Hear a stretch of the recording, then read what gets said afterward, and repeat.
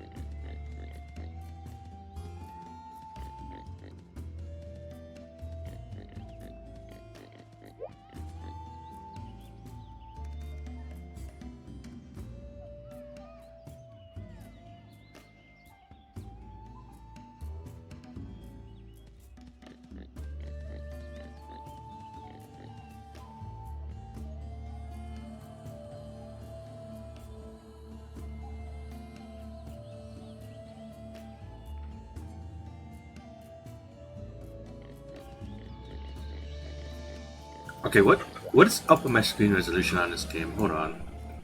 It keeps doing this shit.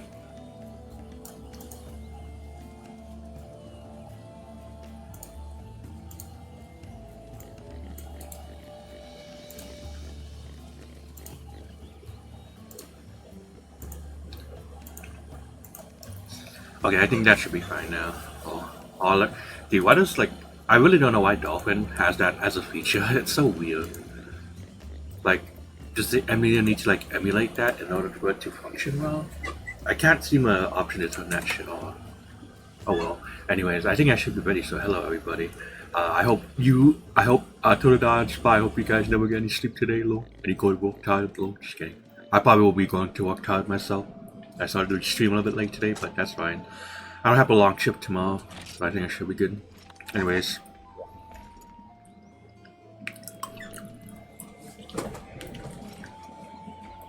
We're back with more mods on Wii. You can see, I did a few things off stream as I used to. Mostly just because I was trying to confirm a few more things with the gameplay. So I did confirm that a lot of the second gen movement is in here. So one thing I did remember about Lance was that it had like the triple hops, so you could hop 3 times in a row, and yeah, that's in this game. Which, to be fair, probably like I don't know, but that's gonna be a huge change from Lance. If anything, the fact that the Lance still has the back hop canceling is like way bigger because second gen does not have that at all. It's a little bit sad, but oh well. Maybe it might have been like too powerful for Lance to keep, but I don't know. I think maybe like the new games you could probably have that as an option. Shout out a few other weapons too. I started building up the great sword too. So I think right now I have it as the iron katana right here, and yeah, I need to just get a lot of crystals. Then we have the sword and shield, which hopefully I think Gypsel should be somewhere in like 4 star. I think 4 star maybe. Then we can make the Gypsel sword and shield. And yeah, you can see the spike spear is also completed there. I'm assuming that so far it looks like the quest list is going to be based off Monster the G. And the way how you unlock a training score is also the same as like both in Freedom 1 and G, where you need to slay the monster in X amount of time to unlock more of its training functions. So I guess like the goal, depending on what we can get, like how much quests we have, would obviously be try to complete the general village progression, and we should. And then if possible, if I can unlock all of them, well, I'll do at least every single like I'll do each training score. Like I won't do every weapon. Like I wouldn't mind doing this again, but the thing is that we have to hunt multiple monsters, and that's kind of grindy. And I wouldn't mind grinding this out, but like we still have like Freedom 2 to go, and like the 2 other monsters I still gotta play. So we can probably do that like on the side or whenever I feel like grinding off stream. Who knows? But the main focus right now is just trying to progress to a point where I feel satisfied with the amount of completion I have with the game available. I did hear some talks about like I think like the old school server has been doing quite a bit of effort to try to see if they can even get this shit online to begin with. And I don't think they're working on anything else. Like I know they've been working like with pt.2 and stuff to. Also, hello, Mario. Yeah, we're doing more hunting. I know that they had like the original DLC files backing up with the pt.2 servers. But I don't know if they're interested in bringing up the Monster G Wii back online. It might be possible. I think it shouldn't be too dissimilar to like Tri servers maybe. Maybe they might be still using the same technology for like the PS2 server, so it might be entirely possible. Who knows?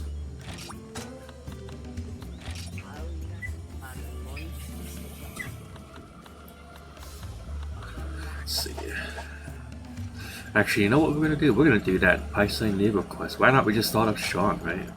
Oh, by the way, yes. Did I manage to like show this feature off last stream? I think I did. I was like, damn, but I've been trying to figure this out a little bit more. So this second option right here is actually the Poogie outfits. So apparently I have like 3. I have the original, funny diaper Poogie outfit. I like the striped one the most. We have this Poogie outfit. I don't know what this one is.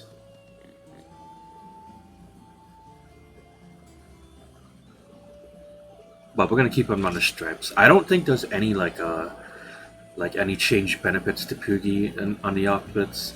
I don't really think any game has any benefits, but just make sure I try to view like different outfits with this main function, and I don't really think there's any change. But from what I somewhat understand so far, and I did want to point out, I haven't really like looked up any like resources just yet, mainly because I don't exactly know any like reliable source for the Wii version of Monster G, because it is like really different so far. These are like the locales I can send Poogie to, so I think this one is generally like Forest and Hills, if I'm not mistaken. I also didn't change like the menus just yet. I've been doing some other stuff today, like laundry and whatnot, but You know, I'm pretty sure like the few times I sent him between all of these options, the first one is like birds and hills related items. I think this one might have been what is it? I think jungle related items maybe. I don't think that might be correct, but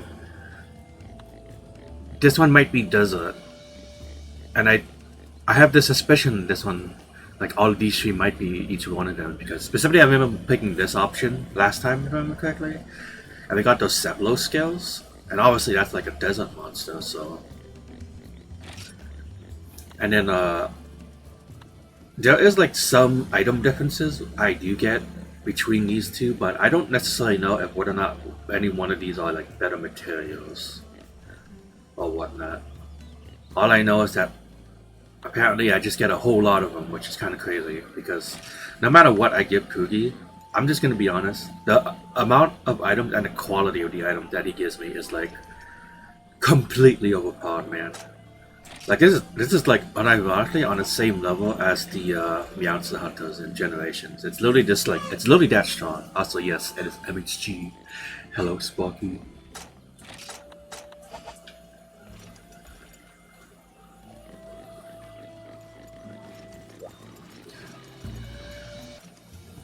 It's like it's an interesting feature that they add here.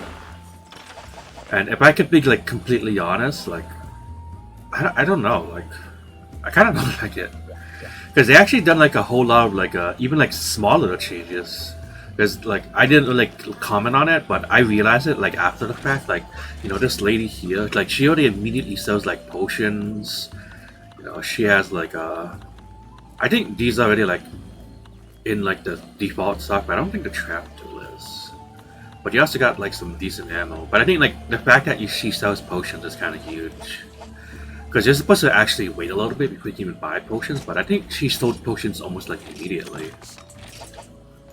In fact, funny enough, if you play like the original version of the original version of Monster 1, Japanese versions, none of the NPCs would even sell you potions. Not that you like really needed it, but also I keep forgetting what I wanted to do. I went back inside stuff to not only get a sword and shield, but I need to grab these like fucking barrel bombs. Oh yeah, as you can see, like you can stack up to 99 items. I have like 17 flash bomb in one inventory. This is absolutely a wide version of Monster Hunter G. And I kind of struggle to say whether or not I like it still. It's just like, right now it's just like kind of like the shock of it all, and like wow, like this is like really cool and stuff of how this game works. But I'm an old head. I'm a weirdo.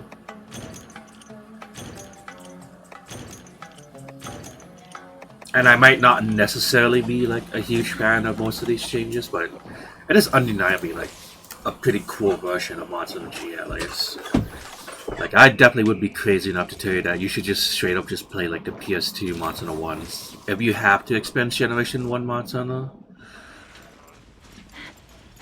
But like, if you ever wanted more Generation 1 Monster Hunter, like the Wii version of Monster Hunter G is definitely kind of a hoot. It's pretty fun in its own right.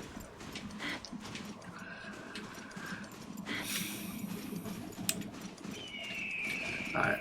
The question is, can I time my small barrel bombs? Okay, I got trolled by that thing.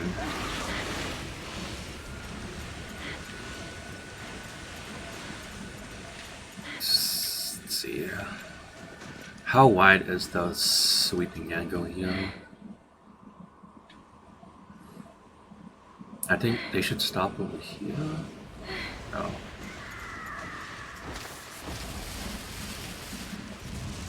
Oh, I did that a little bit too late. Okay, they should be stopping around here, so I think it should be good. I'll probably stand around here just in case they stop midway. Yeah, like that. There we go.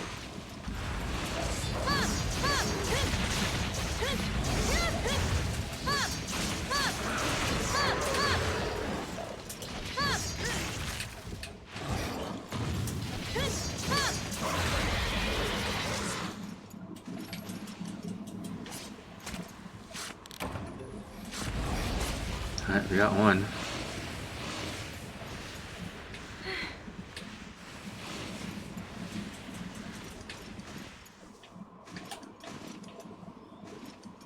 I probably should have bought the great sword, but I don't think I have the damage for it.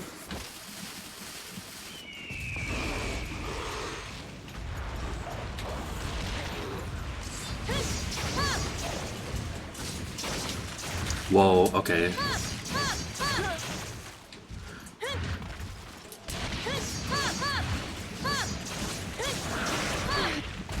Really? Bitch ass.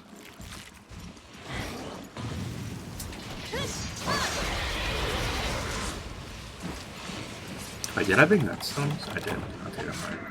Yo, we got 2 Python levels? Hold up, this might be the speedrun at this rate. Oh, wow, why?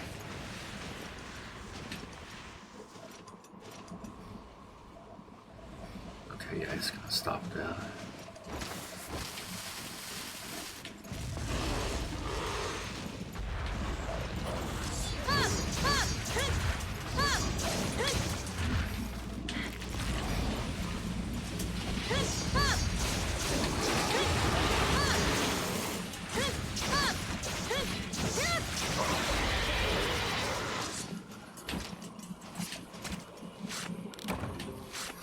Yo, what? We literally just got all 3 Python levels right at the start. That's kind of fucking crazy, man. Yo, this quest is supposed to be hard? What the hell? Dude, I thought it was supposed to filter everybody. What? Can I get this one? I can.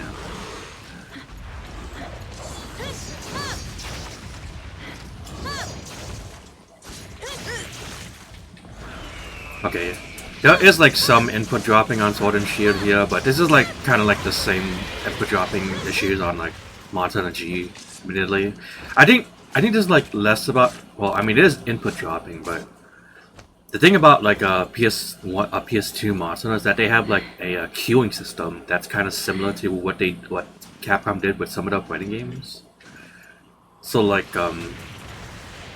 it can still feel decently responsive, but it does have the added issue. You might have done like a few extra inputs you're probably not intended to do because you're probably like mashing the control stick, and sometimes you kind of feel like you have to do that. So. Not a perfect solution. Oh, for fuck's sake, man.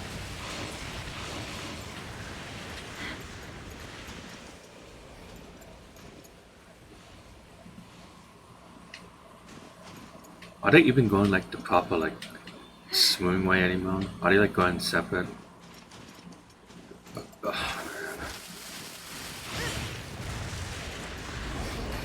Okay, looks like they changed directions. Well enough.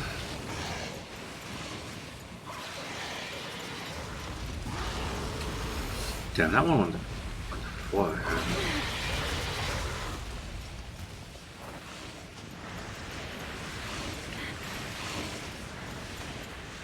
I guess I'll just wait here then. I'm trying to see if I can get like some Cephalos scales and fins. I mean, I assume I can get Cephalos scales and fins from these things, right? Or do I need to fight Sepatron?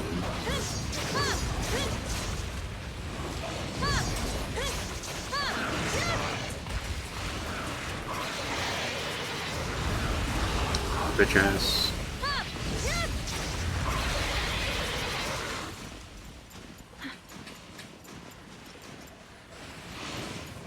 I'll just leave if I use up all my small bombs, I guess. I did save up some of the small bombs from the Cut 2 quests I've been doing.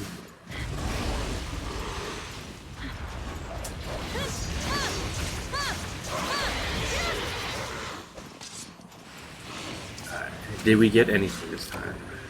We got a pie thing for you.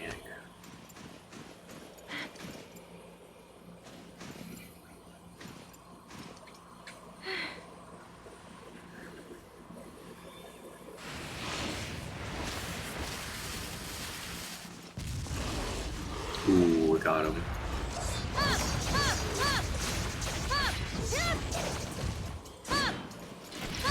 Oh fuck, I bounce? Whoa. No, oh my goodness, okay.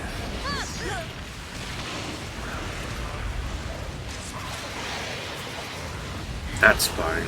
Oh, that one. Okay, never mind then. Ooh. Whatever, we got our pie side levels. I'm out of here. I guess I'll just wait till I get to fight Joe because I do want to make his leg piece. Because that'll give me attack of medium. And I'll be wondering right now I have the cut Q set. Well, the cut Q pieces I can make right now. I don't think they added the head piece and the leg piece in this version either.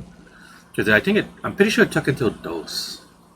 Oh no! I think it was introduced in G, but it's not in low rank if I remember correctly. And I just have the protection piercing just because it's like I had like extra materials to make this and it's kind of cheap. And I mean, auto gold is kind of a nice skill in this game actually. So yeah, once I get the Cephalos, greaves, legs, whatever you want to call them, I'll get attack of medium and I'll be set, like genuinely.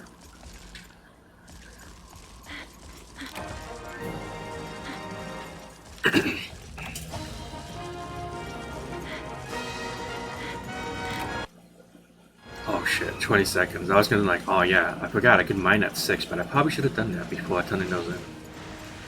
Oh. I'm not gonna make it.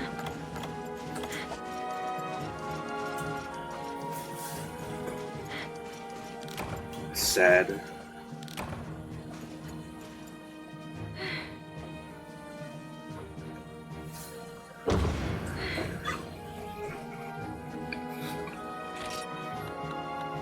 That should have been like another optimization that they made for this game, right? I don't think there was like a 20-second timer in PS2 Monster Hunter question mark. I'm pretty sure it was like always 1 minute.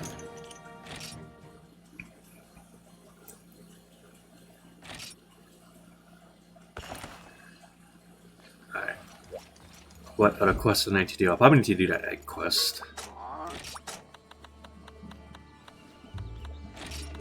Yeah, let's do that fucking egg quest. 2 egg quests? Yeah, sure. I think there's like a cut to a Gypseros here. Oh look, Poogie came back. Okay, what was that sound effect, man?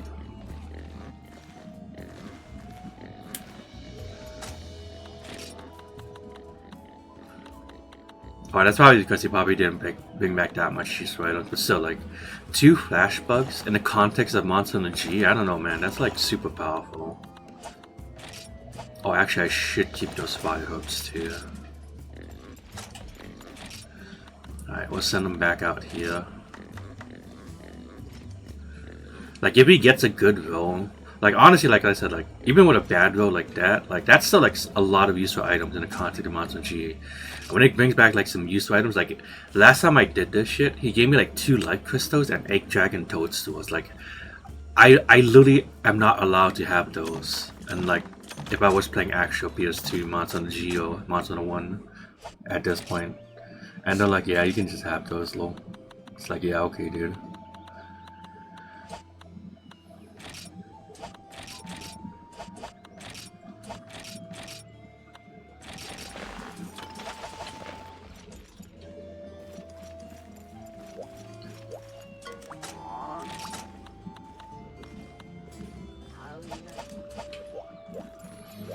Maybe I should bring a extra steak just in case.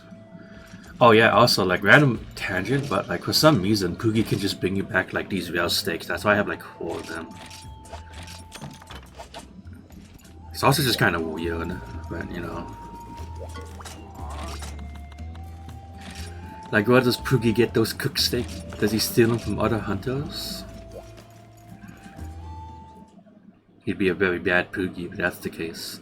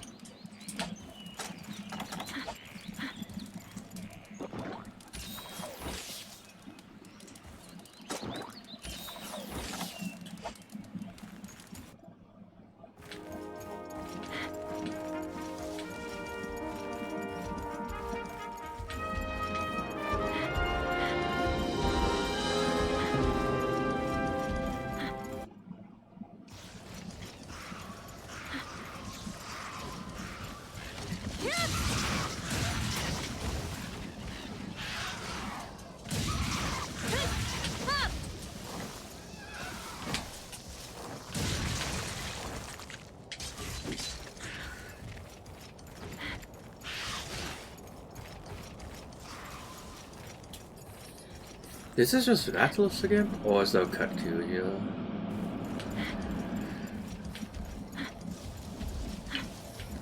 There's so far now. Jeez. Oh yeah, it's just Atlas again.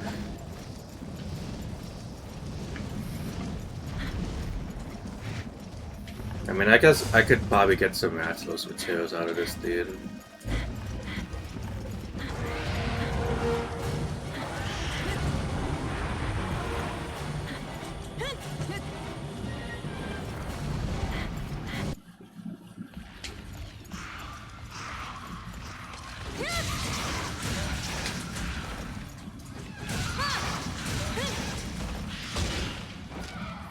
I know, like, one of these village quests does has like Egyptians roaming around, but it might just be like a swamp like gathering quest or something.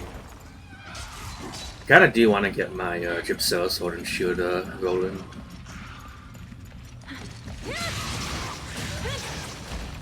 But we kind of need to get like a bunch of Earth crystals because I do want to go hop back onto the great sword.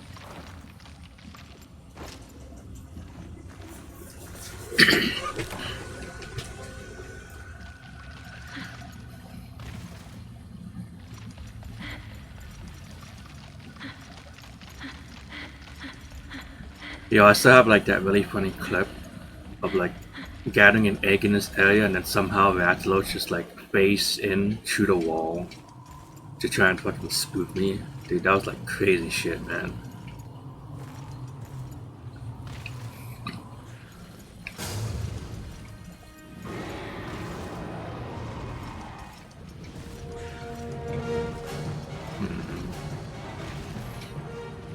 This might be a little unfortunate.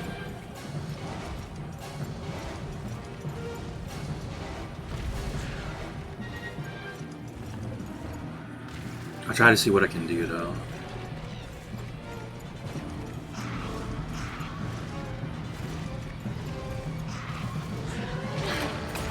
Unfortunate.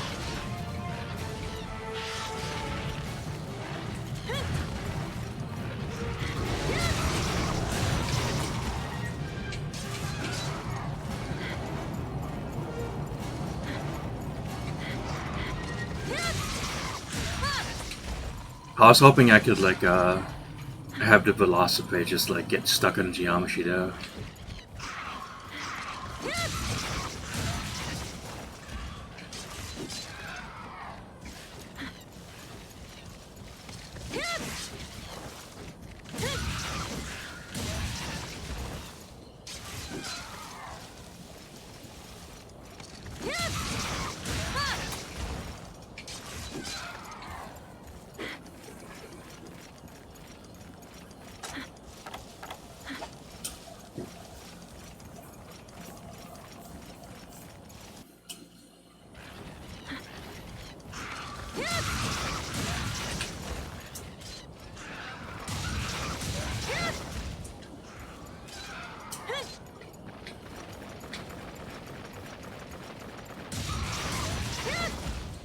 Interesting.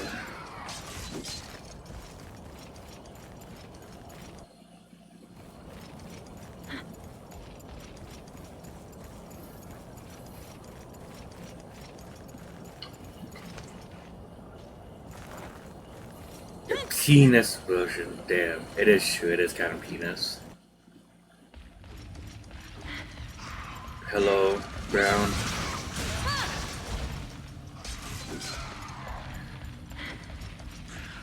Dude, but I bought this copy of Mountain of G just so I can play the demo try. Lol.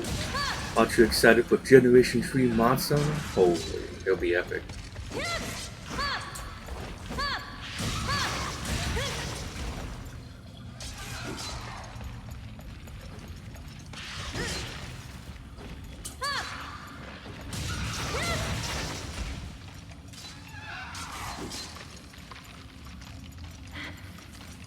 I am kind of fascinated with those games that does like has those pack-in demos, because you know,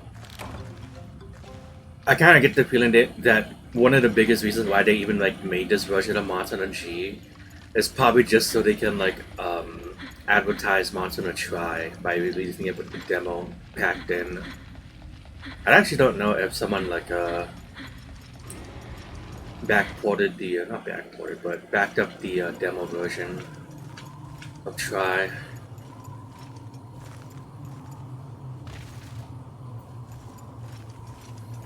And there's like some other examples like that fucking the Medical 2 solid demo included with Zone of the Enders. And then there was like Final Fantasy Type 0 that had a like an early Final Fantasy 15 demo, if I remember correctly. Was there any other examples?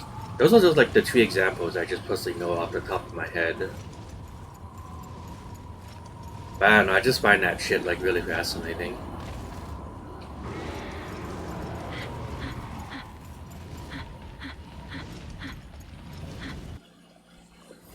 Philosophy still here? Nope.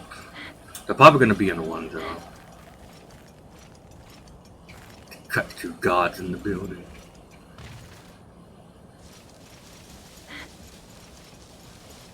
Oh, also, I don't know if you're here, but I did figure out a lot of like the changes that they did with the weapons in this game.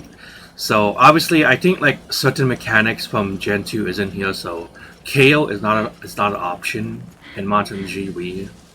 A little bit unfortunate, but I guess that would make Hammer even more ridiculous, anyways. Because KO isn't in the game, I'm assuming that the bowguns doesn't have Yeah, that's what I thought too. That's what I heard. I was like, oh, KO is in this game? That's kind of crazy if it is. But I tried doing the Rathalos hunt with the hammer, and I did like fucking like 3 golf swings to his head, and he didn't get KO'd. So yeah, pretty much confirmed that no KO is in the game. Which is like, I guess like it would, like I said, it would probably make this game way too easy. Not that it's already like easy as hell with the other weapon changes. And like I was saying that I'm pretty sure bowgun rapid fire might not be a thing. Because I haven't seen any bowgun so far that says that it has rapid fire on the ammo type. But I haven't unlocked most of the bowguns yet, so we'll have to see.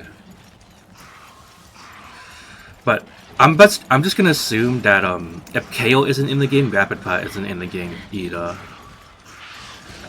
Because I'd probably imagine like those 2 features might be a little bit more complex than just like weapon changes, you know. Yeah, man, egg quests are cool, and they don't make him like this anymore.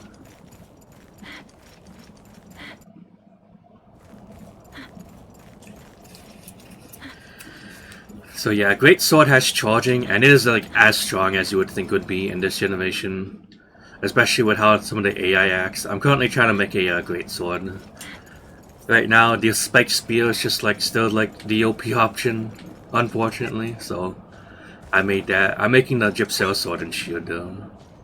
You hate GS without charge? Damn. I'm a combo GS fan.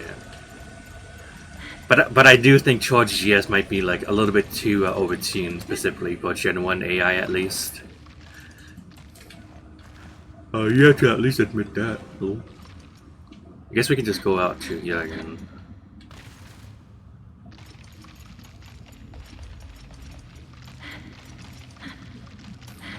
Sword and Shield has the ability to oh damn, he's already going now. Okay.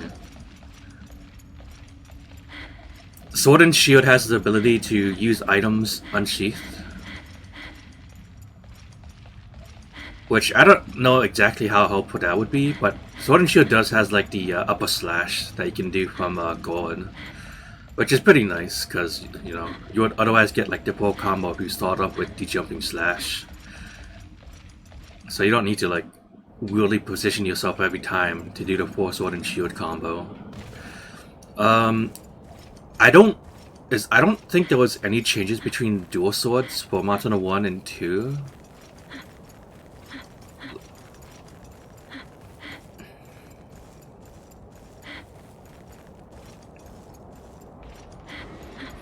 At least I don't think so. As far as I know, the one time I tried them out just because I wanted to see, there was no like significant difference that I noticed. So, you know, um, Hammer doesn't have anything either. So, oh really? Damn, do I have to wait? Oh no, he's like moving. Okay. Lance has like the triple hop from Generation 2. But it still also has the thing from Monster no G where you can like you can immediately go into a poke by canceling out the few recovery frames from your hops. So like you pretty much get the best of both worlds with Lance in this game. Kinda nutty.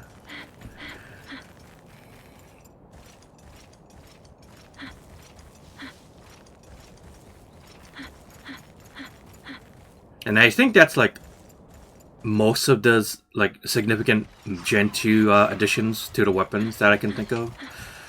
I think the only thing I need to test out would be like if I can do like the quick reload, or I guess the unsheathed reload rather it's called, on bowguns, because I haven't really used the bowgun yet. And if I can, I think Generation 2 introduced the hops for the light bowgun, didn't they? Or was it that in Try? I don't remember. It might have been in Try that introduced the hops, actually. Oh, really? Dude, they were like blocking my geometry, man.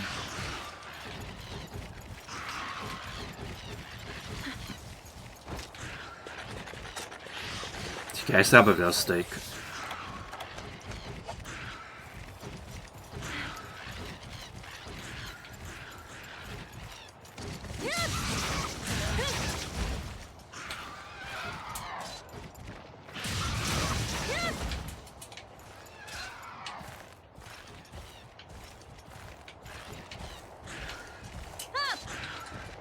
What?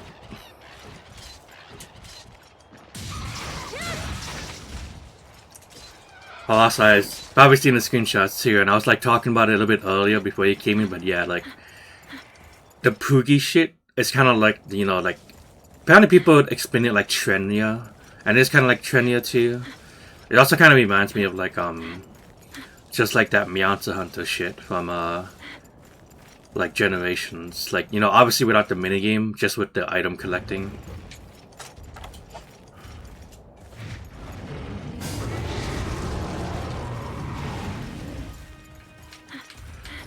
But like the items you can get from the Poogie shit is like insane, actually. Like, to just like explain what I've gotten so far from Poogie, I've gotten like I've unironically gotten like what, like I got like 10 Dragon Toadstools.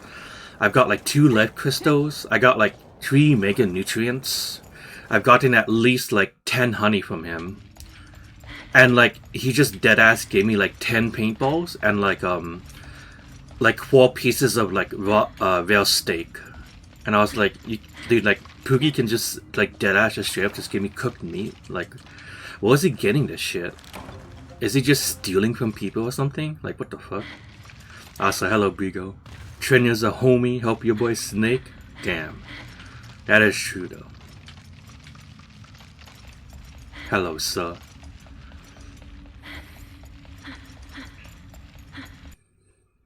It's like so wacky, though. Like, I honestly, like, I'm actually thinking that it might be even more stronger than, like, you know, like the Meowser Hunter stuff. Because, like, even if you're, like, setting, like, your cats, like, the proper cats, the cat stuff that you want, like, you can, like, send them to get, like, your dash juices or whatever, but you only get, like, a few. And, like, most of the time you would only get, like, materials to make cat armor. If you wanted to use it to, like, get items, you would use the form. So I suppose maybe it's not, like, a proper comparison, but, like, I don't know. Like, that Poogie shit was, like, so crazy, man.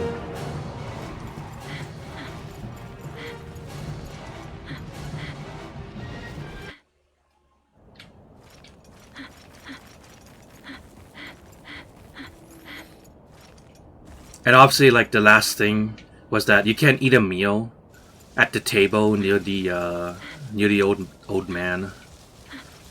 I mean, this translation patch still hasn't like translated most, if not everything.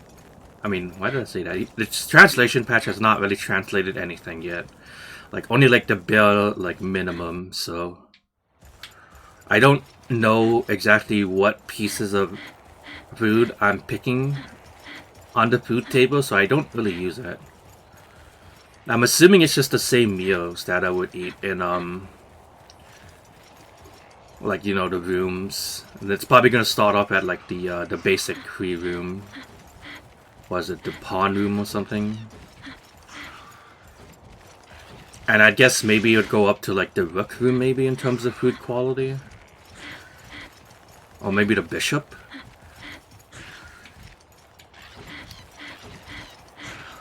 And maybe depending on my HR, I'd probably like use king's food or something. I don't know. Either way, like I do need to probably like run these to like a translator or something, so I can figure out more about it.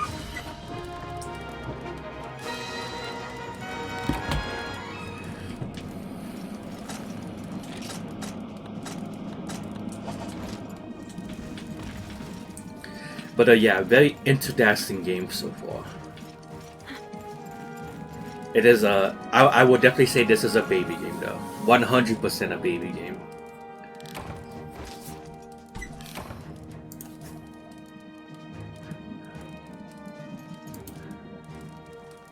Damn, look at that. I think they just straight up took the DOS like quest clear and just put it in here. What the heck? Damn, the confirmation, that's true. Holy shit, Mexians. Oh, mega nutrients.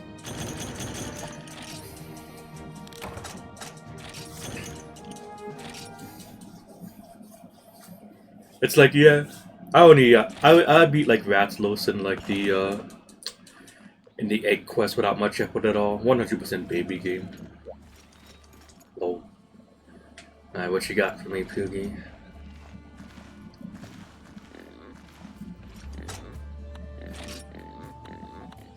Yo, what the? Look at this. Yo, he got me 3 dragon seeds, man. 2 pieces of tainted meat. Like, I don't even know what I'm gonna use that for. 1 monster fluid. Yo, we got 2 earth crystals and 2 macrolite and genpei scales. What the heck? Look at that shit. And there's a sent to item box too. Oh my god, that seals the deal. No matter what anyone says, sent to item box. Holy! It is so over for this game, man. It is not beating the allegations.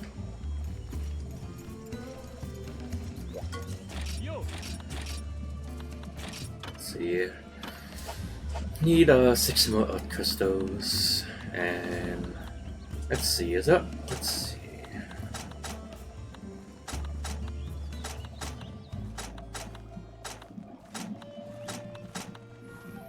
Okay. I know that even if it's in Japanese, the information on the bowgun will actually have like some specific text telling you if a gun would rapid fire a bullet, but I don't think I see it so far. So yeah, I don't think there is. Let's see, bone pig. I want to make this.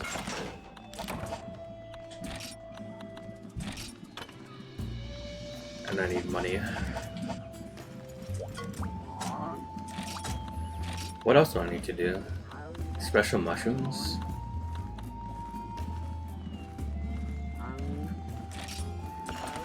Maybe double triangle quest.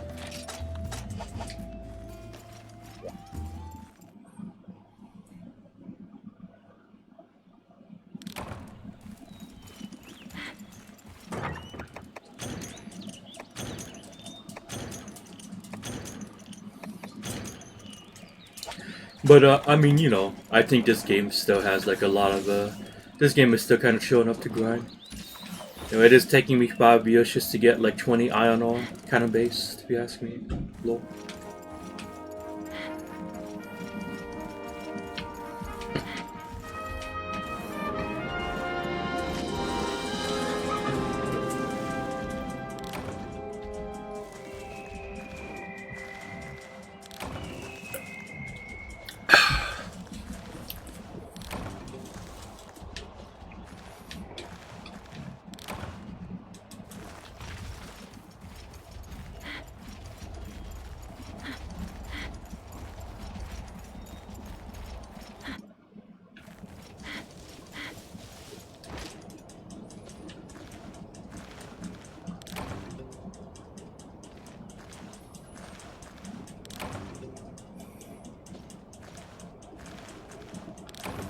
I don't know why they made it so that you're mostly gonna get cut goose scales from gathering. Like all you ever get is shells and webbings in this actual 3-star quest.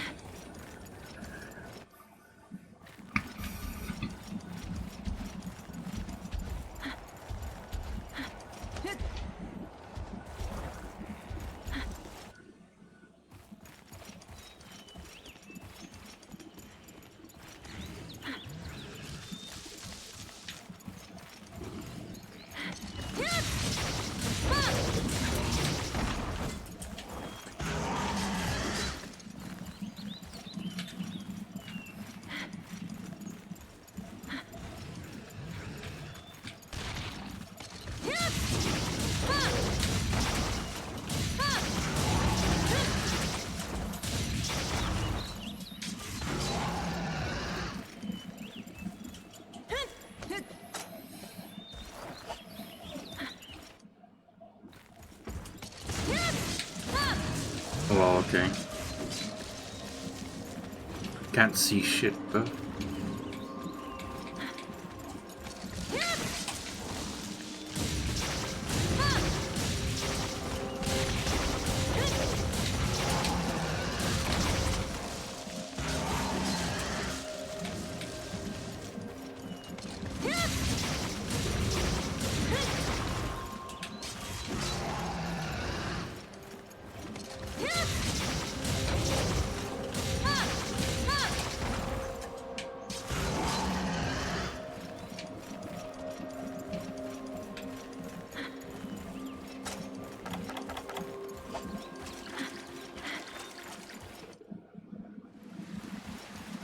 Oh, there's no Bofango in this small arena? What the heck?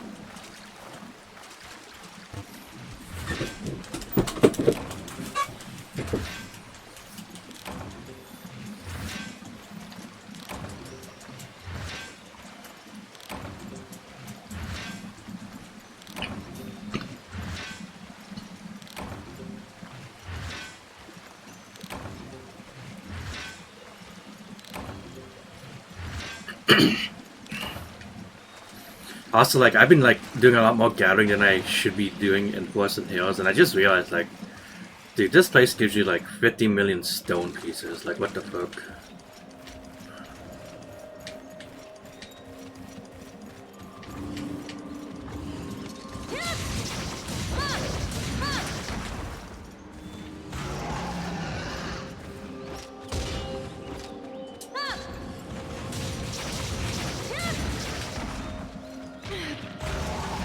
Holy shit, where did they all come from?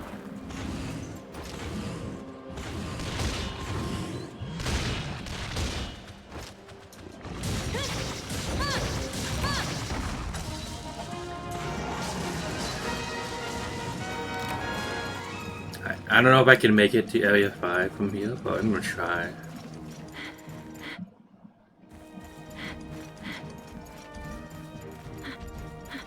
Probably gonna be like 50-minute velocipace in there anyways, low.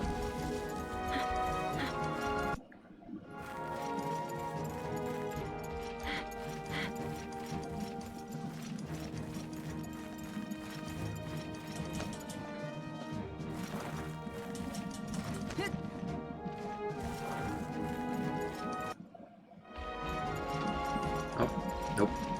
Alright, give me my cut 2 scales.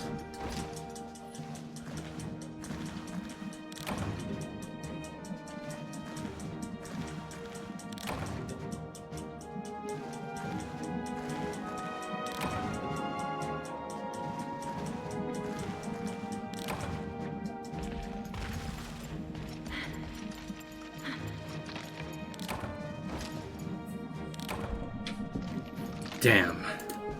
That sucks.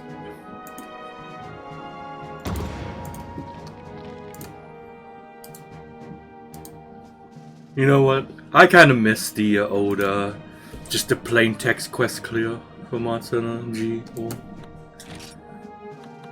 Yo, we got some honey.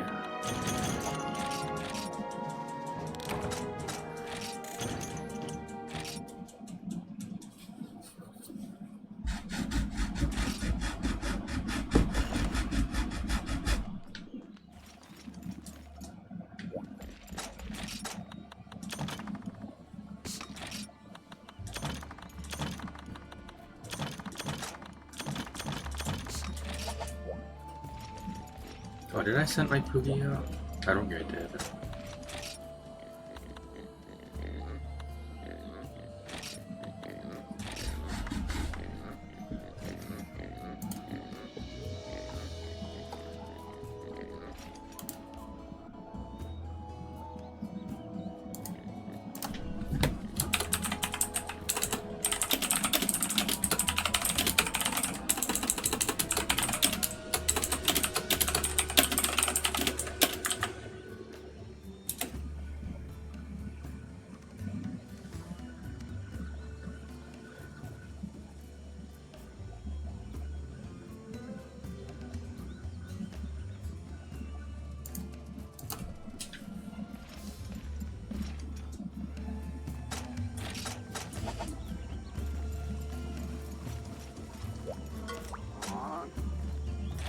Oh, we got the ocean.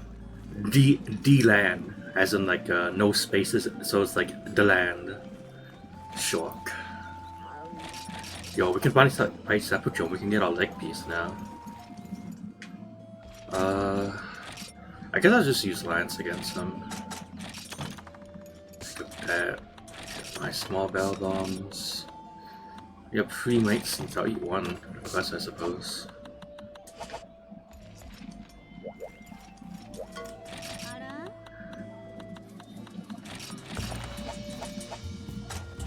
Should look good. I think I should be able to get him within like the sonic bombs I'll get in the quest and these 2 sonic bombs. What should we eat? Wow.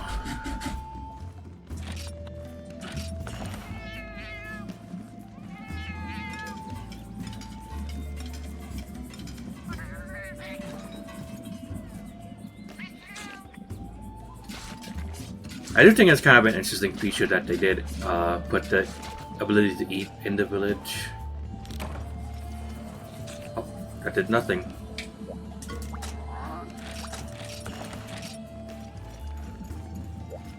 I probably wouldn't mind that feature in the PS2 Monster Energy, I guess.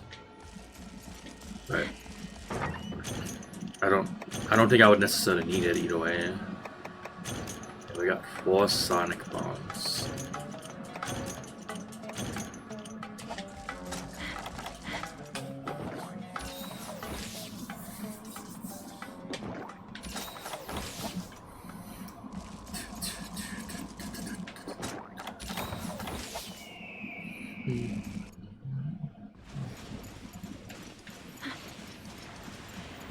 I'll get my ores before I fight him.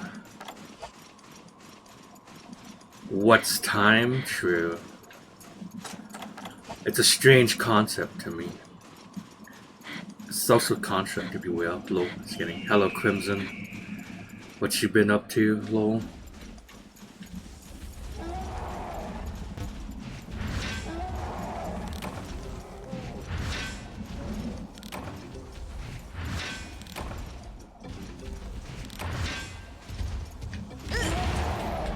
Yo, what?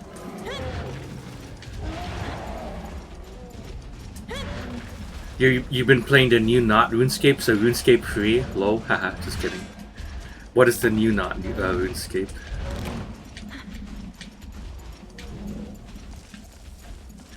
Dude, RuneScape mention, I know, damn. Yo, maybe I should hop on. Brighter Shores? I never actually heard of Brighter Shores. What is that? Ow. Bitch ass.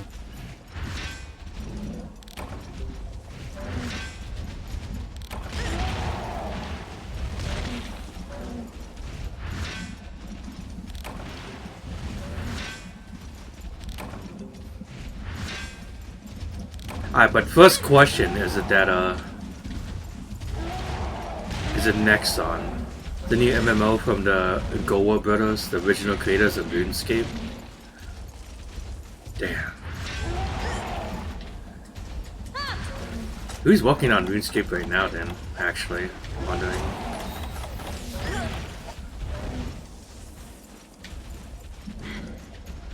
Is it like, does it play like RuneScape or what?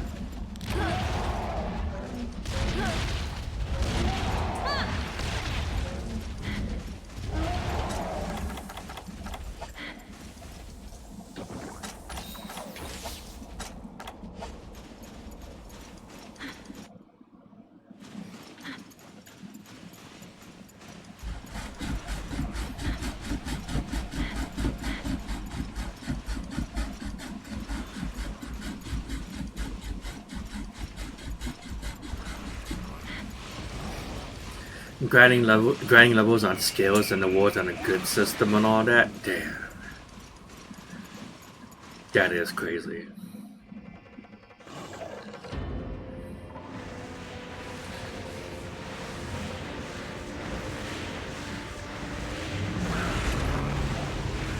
I'm still like personally not too inclined on like RuneScape in general, but I'll probably like at least see a video or something on what it looks like, because I've never actually heard of it before. I don't know if it's just a game that didn't like have like a whole lot of hype to it or something, but you know, I'd be interested to just take a look either way.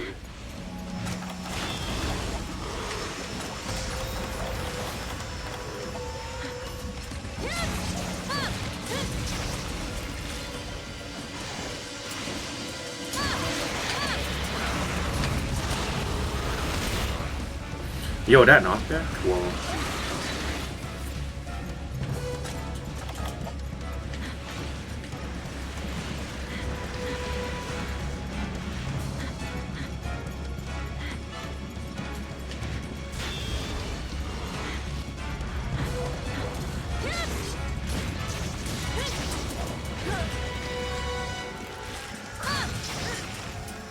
But you're actually moving forward, bitch ass.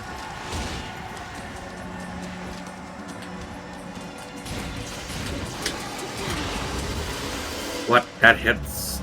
Okay, sure.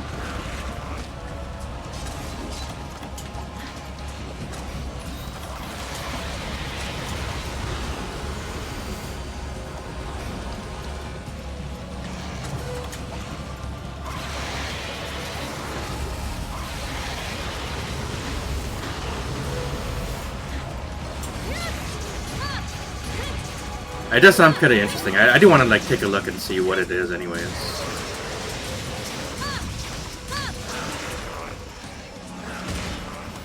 Yo, what did that do? Like a huge knockback? Damn.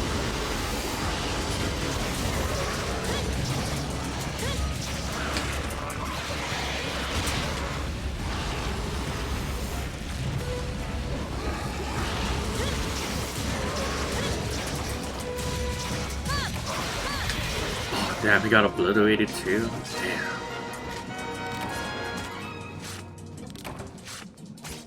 PC man.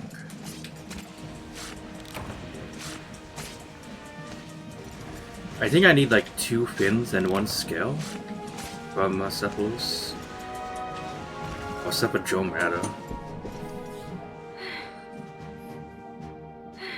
You know, while I'm 1 quest clear, let's see what it is. What is it? Brighter Shores, you said?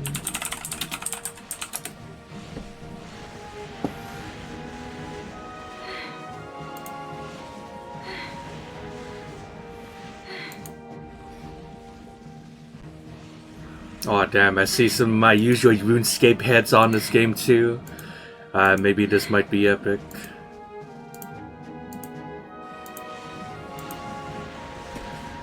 It does look interesting. I like the grid. I'm not too big on the art direction and style of it myself personally.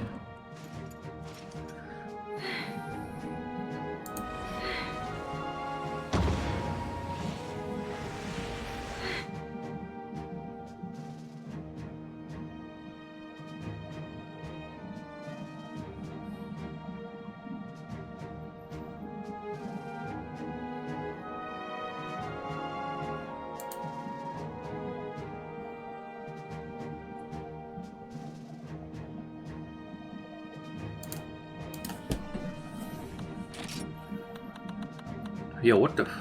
Oh, man.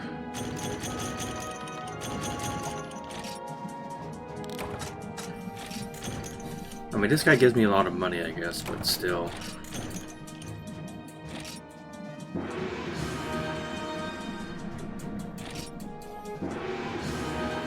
Yo, hammer Cephalodrome training?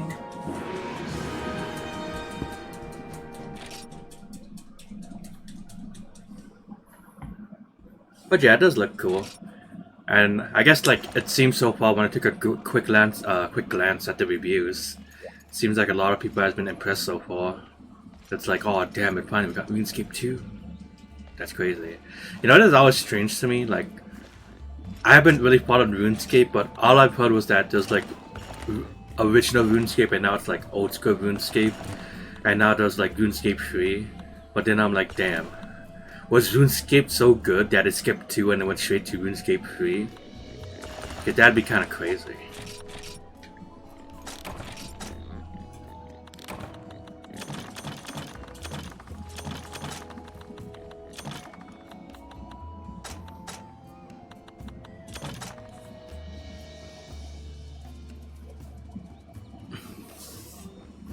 When it first came out, it got review bombed hard. What? Why? People were hating.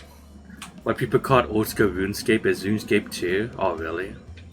Kinda like Monster on the Skip DOS and went straight to try? Damn. But guess what? We had Freedom 2 at least. Also, hello.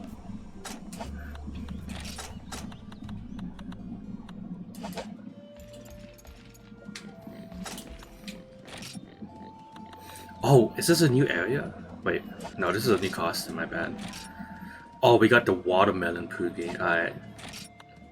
Oh no, we did get a new. What is this? Alright, I gotta see what this one is. Hold up. This might not be areas, I think. Well, I mean, they are areas, but I don't think they might be correlating to a specific area, I think. Right? Question mark? I'll buy some small bell bombs. Let's see. Cephalos, legs. Yeah, I just need one more skill, and I'm Gucci. I just gotta hope I get the one skill from a Cephadrome.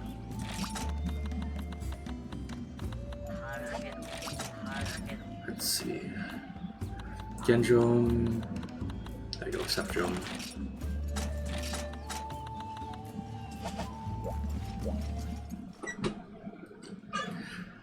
Old school RuneScape is RuneScape 2 though, that's interesting.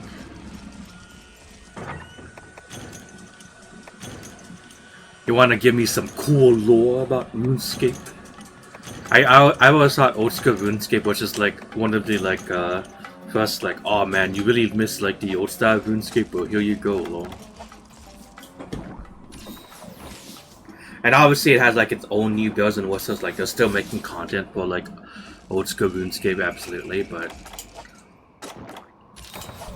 like my impression looking from the outside was like, oh, they just released they actually did just brought back like the original RuneScape. That's cool.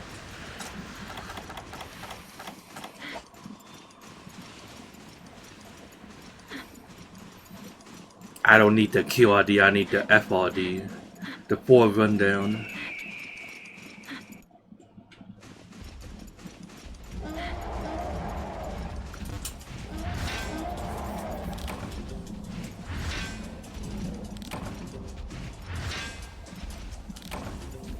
Nobody would actually want to play RuneScape 1? Damn.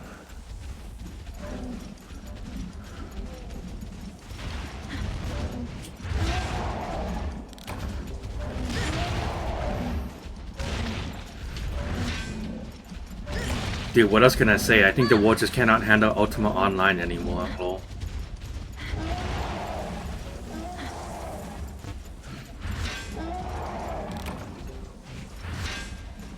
Been thinking of playing RuneScape, to be honest. Damn. Yeah, it's like the demons in my head, except it's like RuneScape is the one that I can't silence because low RuneScape. Just kidding. I've always had like some interest in it, but I definitely don't really vibe with like the general like style of RuneScape, like the art direction and stuff myself. But I do think like a lot of the game mechanics that people explain to me is pretty cool. I probably like it, honestly.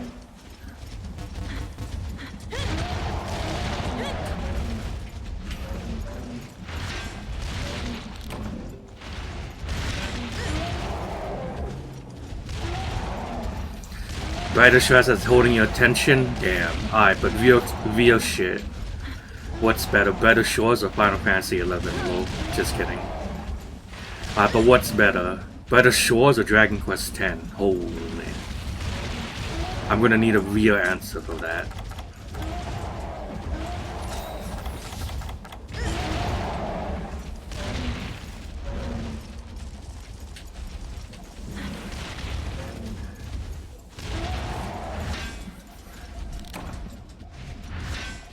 Oh fuck. I don't know why I did that. Dude, like, is it just me? Am I deaf? Like, the sound effects for gathering sounds really soft. Like, I generally cannot tell from a sound. Dragon Quest X, because it lets you summon cannons. That's just the deal. Maybe those negative reviews are deserved for better shows. I think you need to step the game up low. Just kidding. Ah. That's what I'm saying. Oh, where did Sapajom go? Wait, what?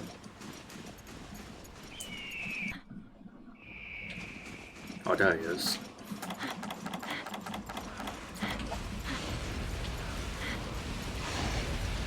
You know, I'm just saying.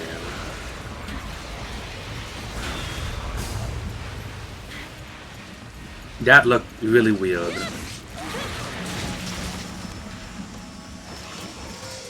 Whoa, he's big.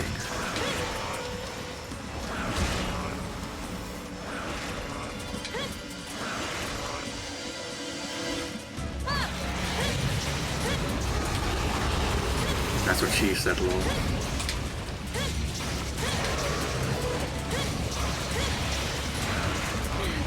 Fuck.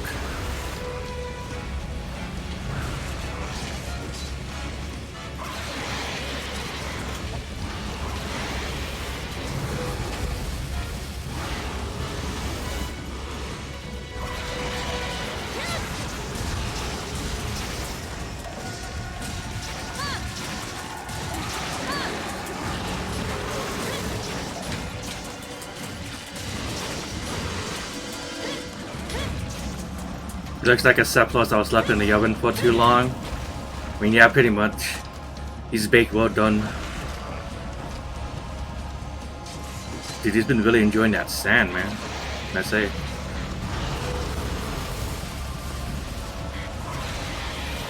Wait, oh damn it! He went to that animation before the bomb exploded. Sad.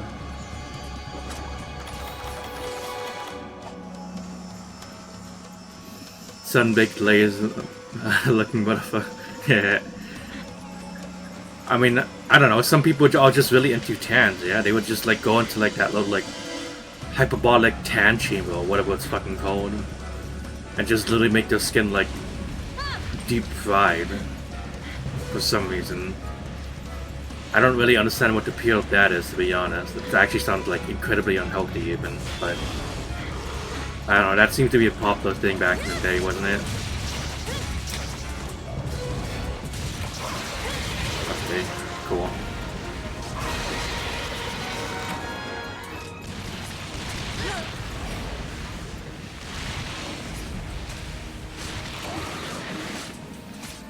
Yeah, it is unhealthy, man. You might just drink like a gallon of Sunny D instead, lol.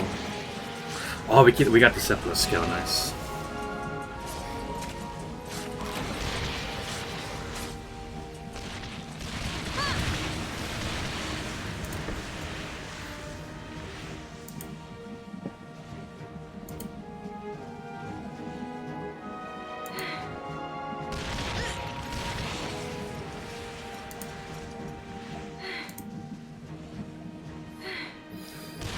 I mean, yeah, basically that's true. But I mean, like, I guess people would do anything for just like a little bit more social status, right? That's how it works. I don't know, I'm not a normie.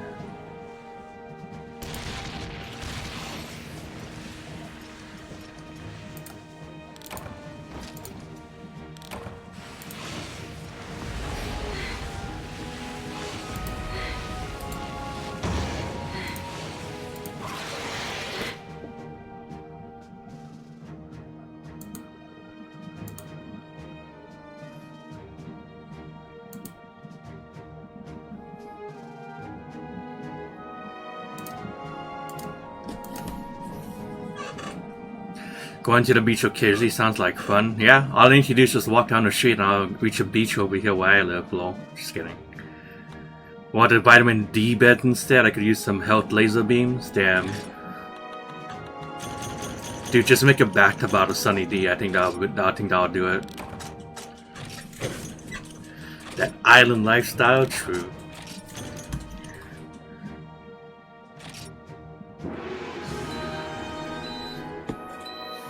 More like a tourist lifestyle, because I gotta spend like $15 just to get a lunch. Well,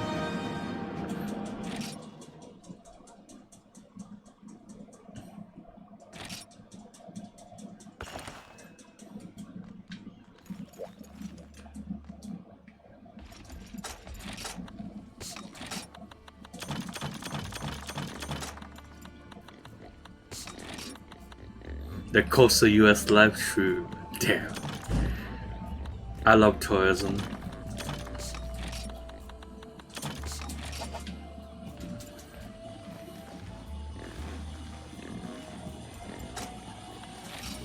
Yo, look at...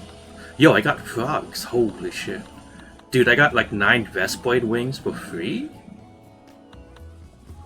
For free. Oh my goodness, 6 dragon toadstools, bruh. Dude, look, seriously, look at this. Like, 4 pieces of raw meat, 2 frogs, 2 flash bugs, 9 fucking Vespoid wings, 6 dragon toadstools? Like, bruh. And then, like, rumble fishes, which I think I can make, like, some large barrel bombs or something. Dude, what actual baby game material, man. It's so crazy. Coastal US is pretty good. Can show up the money to move here. Damn. True though. Hi, Pooey.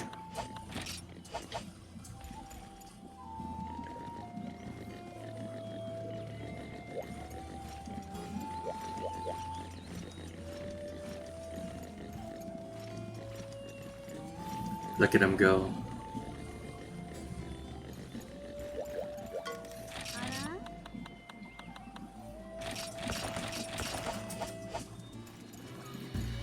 So how much money do I need to make the lakes? Oh fuck, I just sold my fucking money. God damn, just to buy those pickaxes. Oh, fine. What do I sell?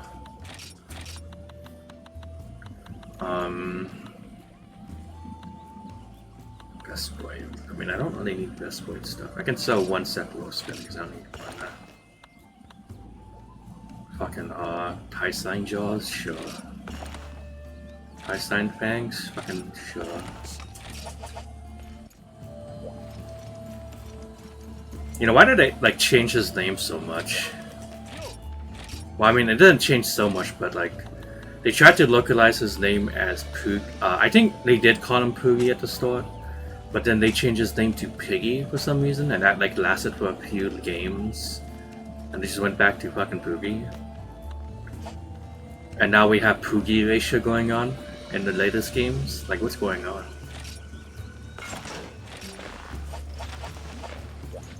Alright, we got the drip. Look at this shit. Holy. We have 57 defense, and we have attack of medium. Holy. If I can get like a, well, if I replace my helmet with, I could probably get health up actually if I wanted to. You know, why not? I might as well, right? Well, can I make any helmet that's health up? I don't mind dropping, whatchamacallit, auto guard, I suppose. Yo, the skull face, damn. What gives me, health up?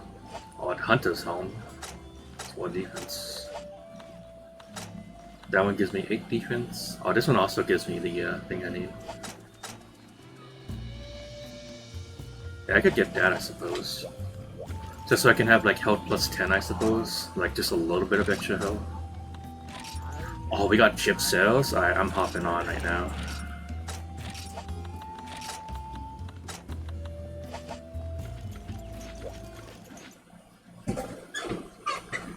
You like the owl's not biased in that and all? Damn.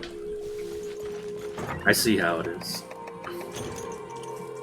Yo, why did they give me smoke bombs in these quests though? Wait, they give me like small barrel bombs in here too?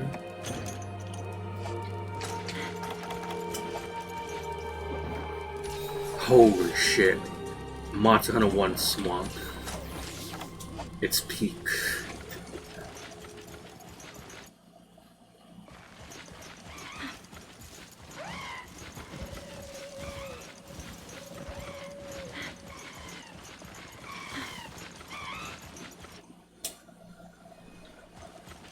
Oh no, wait, Gypsel's not down here.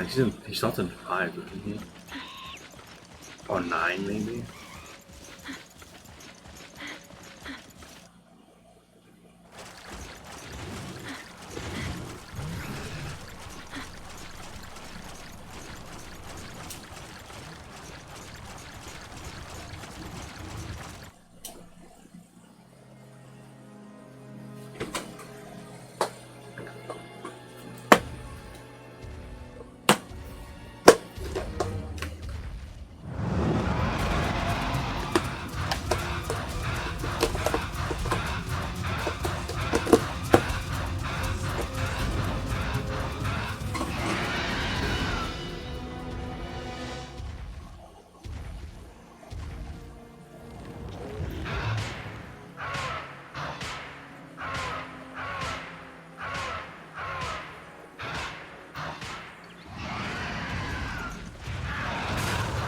Okay, man, sure.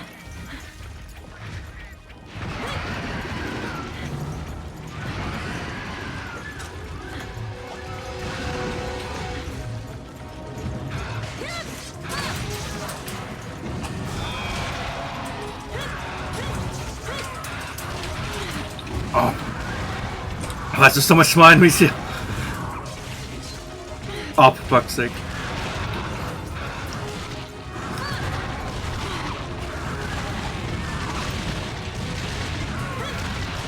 I don't even know what's going on. I'm being vortexed.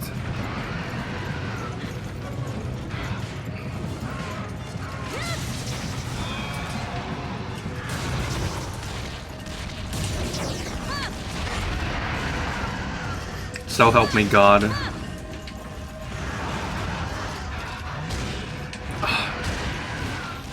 Fuck.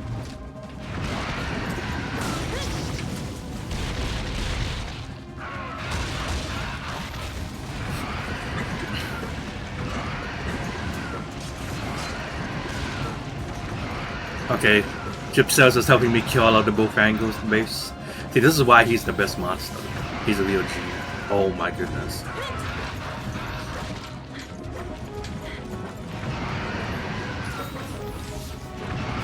You know, Cutcool, he would never help you. Chip Cells though? Oh.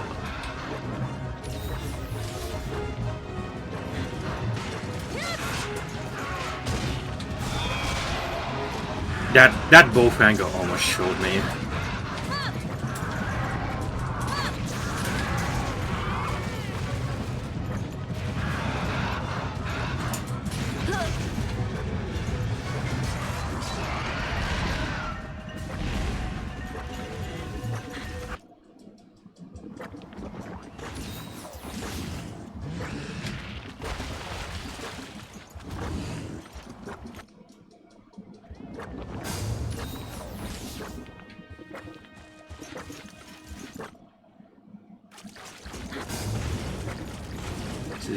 Is he going here? Was this swamp in GU? No, just in the second gen swamp in GU. If you're wondering about the swamp panther. I think like the only first gen map they used in GU was Forest and Hills actually. I'm pretty sure that was like the only generation 1 map they used. Oh man.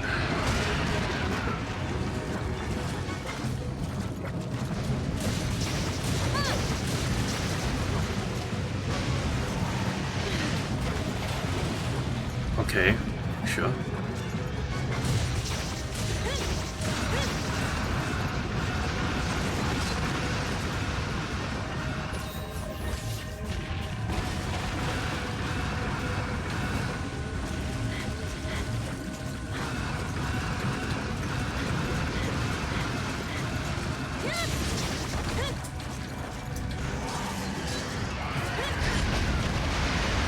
time to break that head pistol now.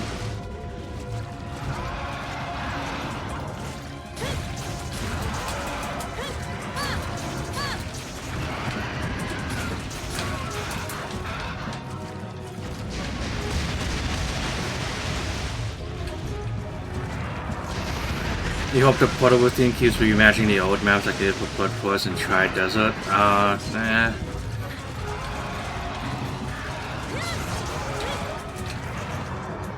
I mean, I guess I didn't particularly hated the Rise maps, but they're not very good either, to be honest.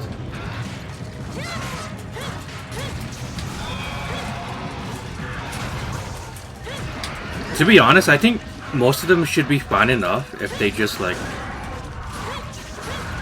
ported most of them just like that.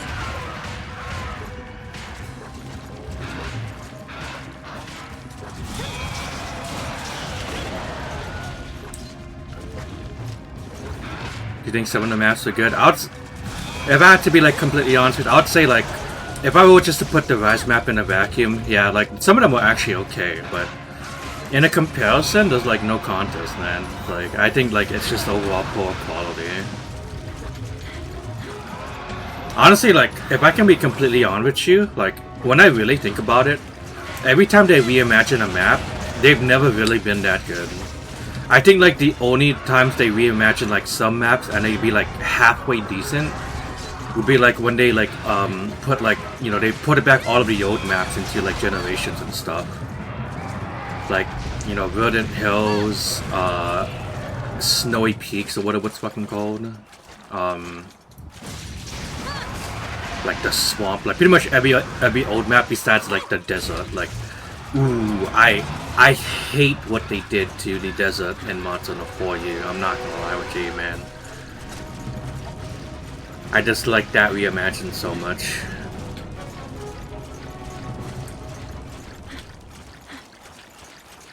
Half the time, half the map isn't used. I don't really think that's like an issue I personally have. But I think like the traversal most of the time isn't that interesting. Like I don't really think like when you're going out to find like those spirit birds is like that much it's like that engaging. I think that's mostly more on the fault of the system of the spirit birds to begin with, but they're not particularly fun to find on the map either, in my opinion. And I think like if they wanted to have a band-aid way to fix that, they should like introduce like a mini rainbow spirit bird. Well, if you go to specific parts of the map, you can get like a buff to all three of their stats. To at least encourage more of that, in my opinion, and make the system possibly a little bit less annoying, but it probably won't save the system in general either way.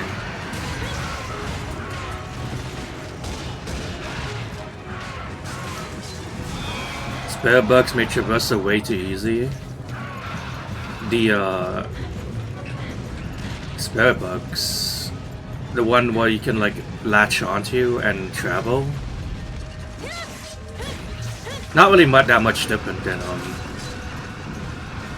like the wedge beetles, aren't they? Spellfanger's still the main boss on this map, true. And I wouldn't have it any other way, cool. Yo, the fucking moss swine, the mini boss? Holy.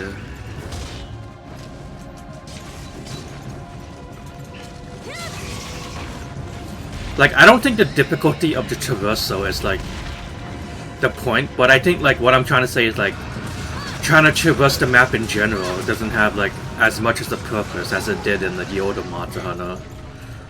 Wild bugs? Oh, I mean, I'll just be honest, like if like the best thing about wild bugs I can say honestly is the traversal. Like I genuinely kind of hate like grappling hooks type of mechanics in my opinion. Like I just cannot stand grappling hooks, but I felt like Rise was like the one time it's like, oh, I guess it's like okay enough that I could stand it. Like I still wouldn't say it's good, but it's like, I just like, it's a godlike opinion, true. Like, I don't know, man, like most of the time grappling hooks in most of the games I played just doesn't really feel that right. Like even in my personal god game, you know, Tomba, that has a grappling hook. That also kind of sucks, to be honest with you.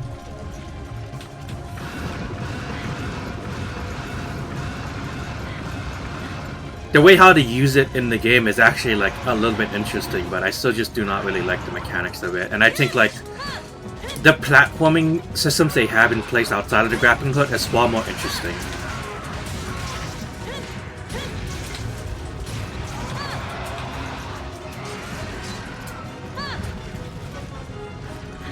You like it? You only like it in Crackdown and Doom Eternal? Oh damn, Crackdown actually had a grappling hook? Damn, it's been like forever since I've played on Crackdown actually. I don't even remember they had a grappling hook actually. Damn. Dude, maybe I should play Crackdown again, lol.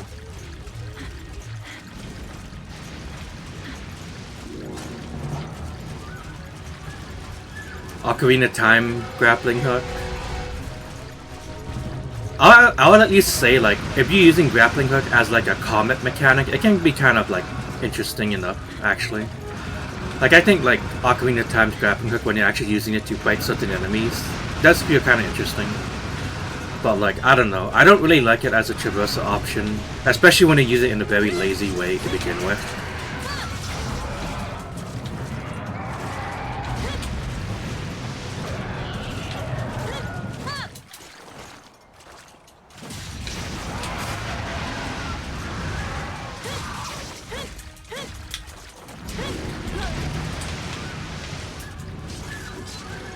The dual claw shots.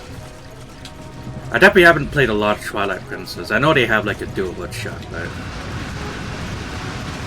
yeah.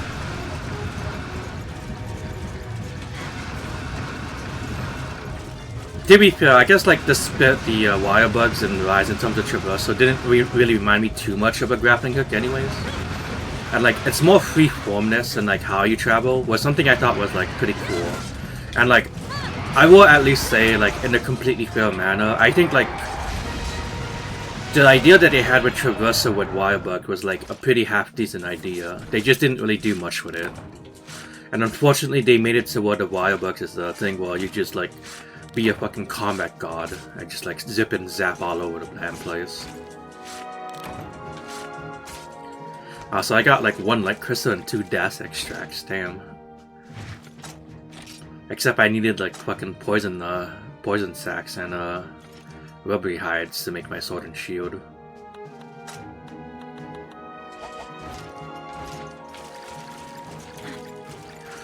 More like a slingshot with US projectile, so it's like a gap closer.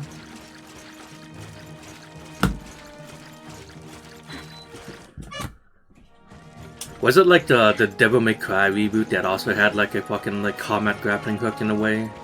Where you just attach to an enemy and bring it towards you. I mean, to be fair, doesn't like Nero has that in Devil May Cry 5 anyways? With this fucking arm shit.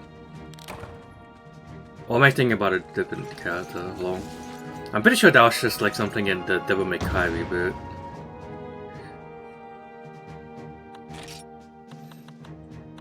Oh, we got 1 rubbery hide.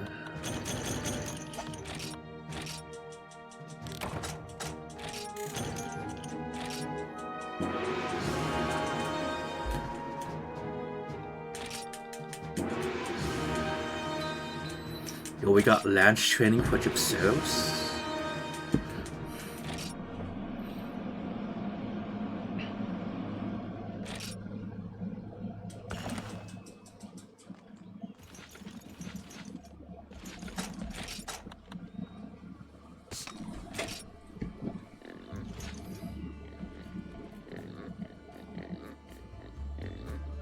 But yeah, going back a little bit earlier, I would definitely say like the maps we saw in Wilds was a lot more interesting.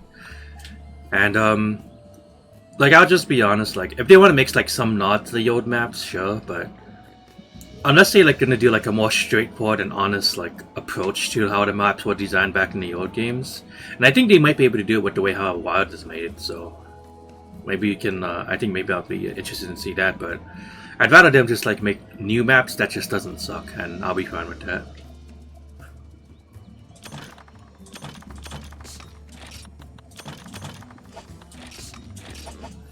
Red Gen in general was a really lazily designed generation. I think they definitely tried to up a lot of like the in the working systems that made like a lot of the other systems in place fall down a little bit. Like they put so much work into like the graphics and like the AI that's not related to like the combat and stuff. And they like worried a little bit too much about progression for like a completely new audience, it seems. And it does feel kind of a mess.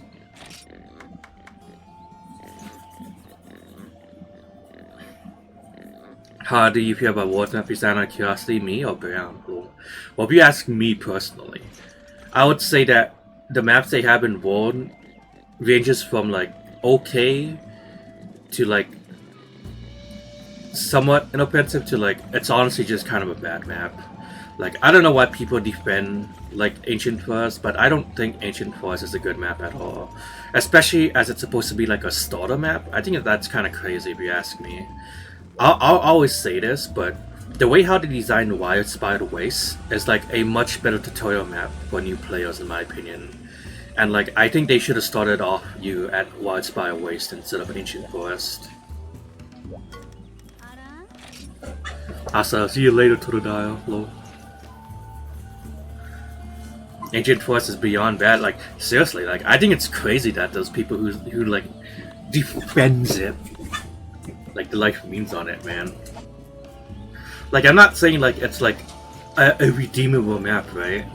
Like I think there's like a lot of cool aspects to it and like some good parts about it, but like I don't know what that map. I think is like if you were to ask me to pinpoint one map in the game that would signify that this game might have had like some kind of trouble with development, it would definitely be Ancient Forest. There was like they probably had like 50 million cooks making that map, and all of them just did not know how to cook, in my opinion. Damn, you're going to bed too? What the heck? You're a nerd. Well, just kidding. Load zone implied a distance between zone, not the load zone implying distance that senior design was lost. Yeah, that's definitely true. I guess people didn't really like the segmented placements of like the maps in the old games, but I think a majority of the maps did do it way better than they didn't when it comes to like making a good spaced out map. That really made it feel like a lot larger than you were actually traversing into.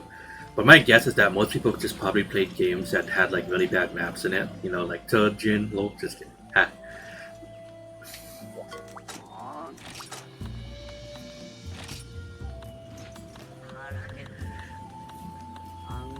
I got 2 Lost Zones and Capture Yankaku.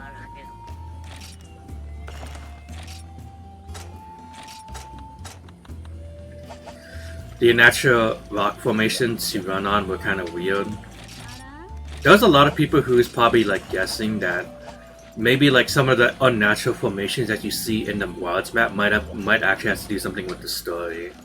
I will say that I didn't really look at any of like the story leaks or so far that was out there, so I personally don't even know whether or not this is like true or not.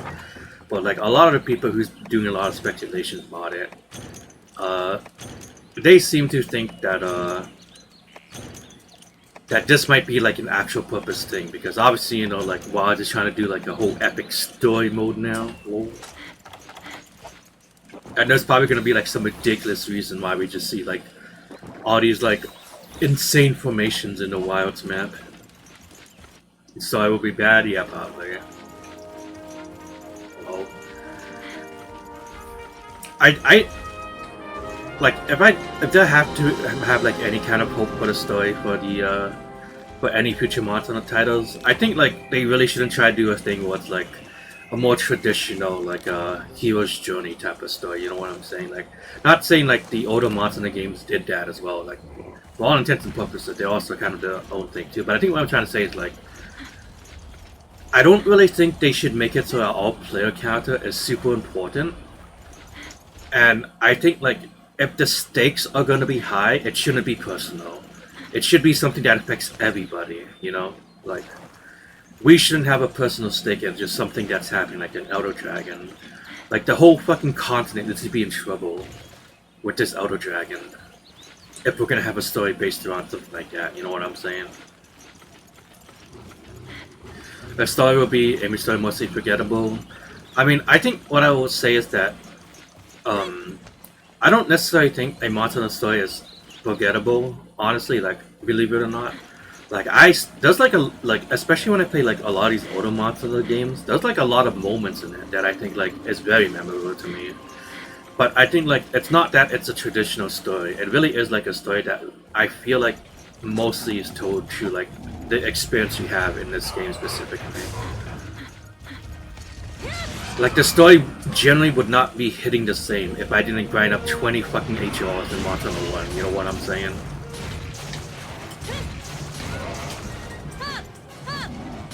And if they were doing like a traditional story anyways, like I think like what they did for like the low ranked village and try and like Monster Hunter 4 story is probably like the only half decent attempts they made so far.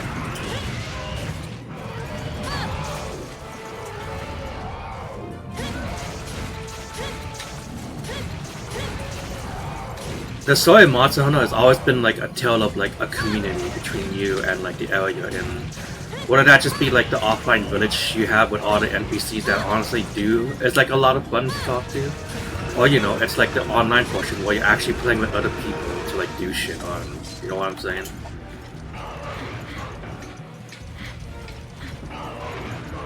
Like Monster Hunter is definitely not anywhere near a traditional JRPG story, and I think like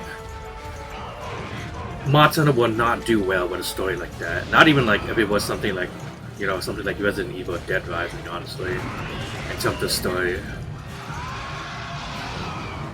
I should have bought a flash bomb.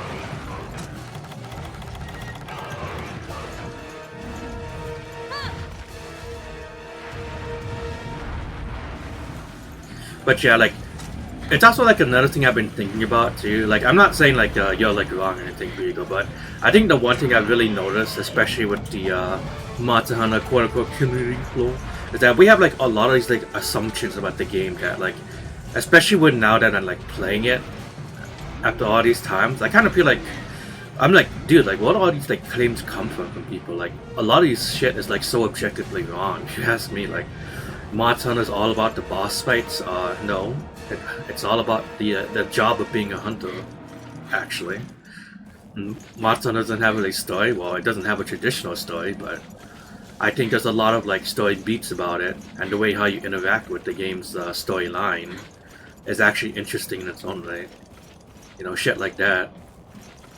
And especially whenever someone pipes about how you gotta do like grind shit in Monster Hunter, it's like, dude.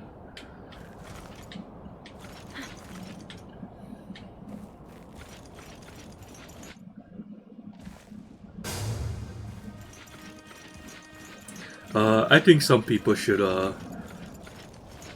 probably have a little bit more thought about it before they say about it. You know what I'm saying? Cool.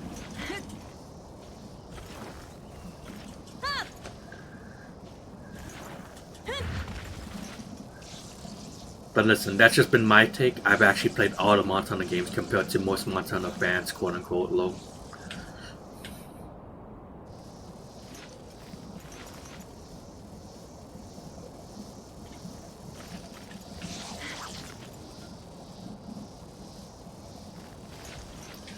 You'd be missed to say that there isn't some sort of expectation from Pieces games and series, making a lot of modes and things. And yeah, like I do have to like give them like some leeway because it's clear that they have like alternate teams that makes the game so they can do like a, you know, annual like release every now and then for these games.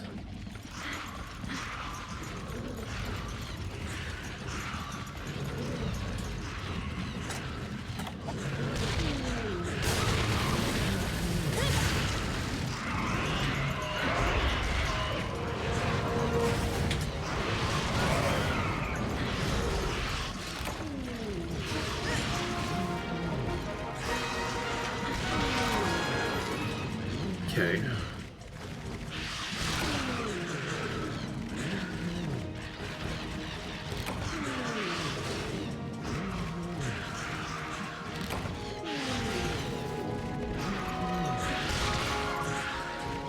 The biggest gripe with the community is how now is people talking about weapon balance. blows your minds people care so much. I will definitely agree that I think some people take it a little bit too seriously. But I think you do have to admit that I think Capcom has been a little bit lazy with how they like adjust certain weapons at the very least, in my opinion. But yeah, I think like some people do take it a little bit too personally ultimately.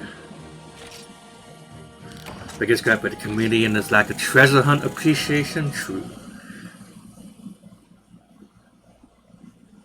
Every weapon in World got really cool stuff. I mean, yeah, I would agree. I just think that I wish that some aspects of the weapons were like explored more than what we got instead. Like, you know, I know you're probably gonna like reload what I'm about to say, but I don't like mean it as like a huge thing, right? But it's like in my opinion, it's like I think the longsword counters are cool in their own way, but I would really wish that they focus more on like the freeform action aspect of the longsword, as in like the free-flowing combo. Because the reason why they made longsword in the first place, or I won't say this like the real reason because I haven't like read like much in the reviews, but my perception is the reason why they introduced longsword in DOS was because, you know, they wanted to ship greatsword into the way that they is now, which is a weapon that's all about timing and like timing your charges.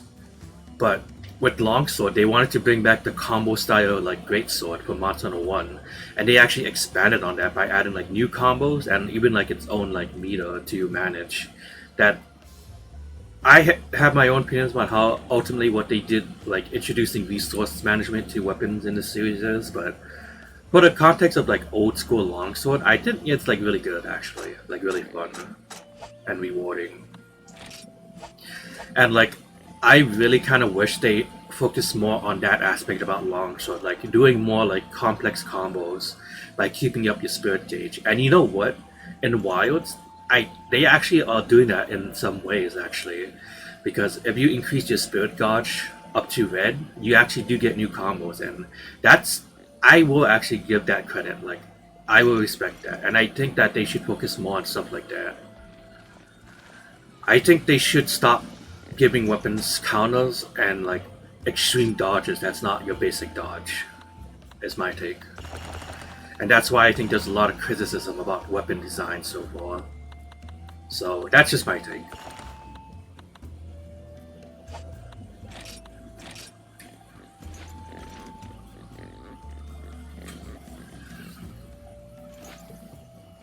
And even Brennan's option prepares batting with PvE mode, that's also true, that's what I think too. And I do think there's been a lot of stuff that you have to admit that they introduced for some weapons that kind of fall under that category too, yeah. But like I said, I think, you know, dude, like, this one guy, Rurikhan, is that his name? Dude would not shut the hell up about Gunlance. And like, doesn't he like super hate on Longsword too? Like, I'm not trying to throw shade, like a lot of shade, but damn, like, I think that guy's got some problems, man.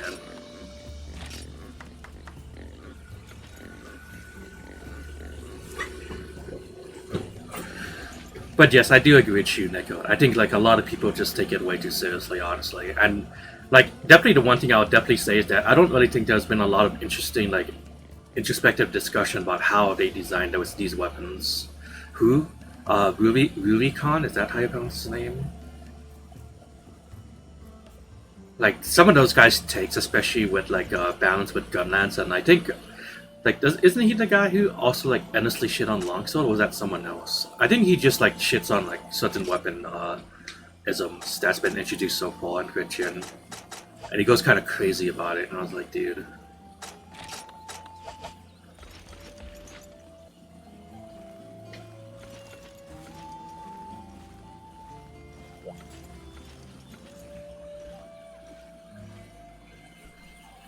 Big sword and shield cool again, dumbass with fighting shield punching weapon, true. Honestly, I wouldn't mind seeing like Frontier Sword and Shield just straight up being ported into like the new games. In my opinion, I think Frontier Extreme Style Sword and Shield has been like the best like weapons designed for Sword and Shield.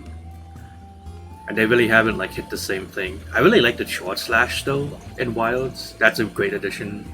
And thankfully we don't have to use that stupid Perfect Rush mode anymore. I really hate Perfect Rush. Such a bad addition to Sword and Shield that move was. I don't think you ever heard of him. I think he's like decently popular, but yeah, like in the image community sphere I'm in, like I do see him pretty often. The people like the oils for Sword and Shield. I mean, that's like the other thing that people would not shut up about too. Like they're like, oh man, bring back oils for Sword and Shield. I could like take that or leave it honestly. Like I generally don't miss it, but I wouldn't be like against them bringing it back. It would be cool. But yeah, I could just take or leave oils. Bone pick. Damn. I do kind of want to make. Oh, we can make this happen.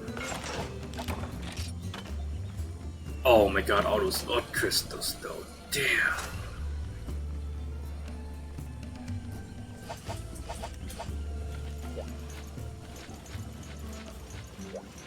You gotta have those element stone skills from Frontiers over oils. I mean, honestly, I think I'd rather take oils actually. I don't really think the element of stones in Frontier was like that interesting. Like, they weren't really that useful, and like they kind of like blew through your sharpness, and not in like a very interesting way. And like managing your sharpness in Frontier, especially in endgame, isn't like that much of a trouble, anyways. I think oils did introduce a lot more interesting things, in my opinion. Especially since, like, you know, even like Generations didn't have like as much of the stuff that it did have in Frontier. Like, I'll say one of my favorite things about oils actually is what should I do? Is it like the should we just do the egg quest? Yeah, maybe. One thing I liked about oils was when you had Chaos Oil, and then it had like additional effects for some of your oils, and then a Mind's Eye oils became like its own version of sharpening. I think that was kind of cool.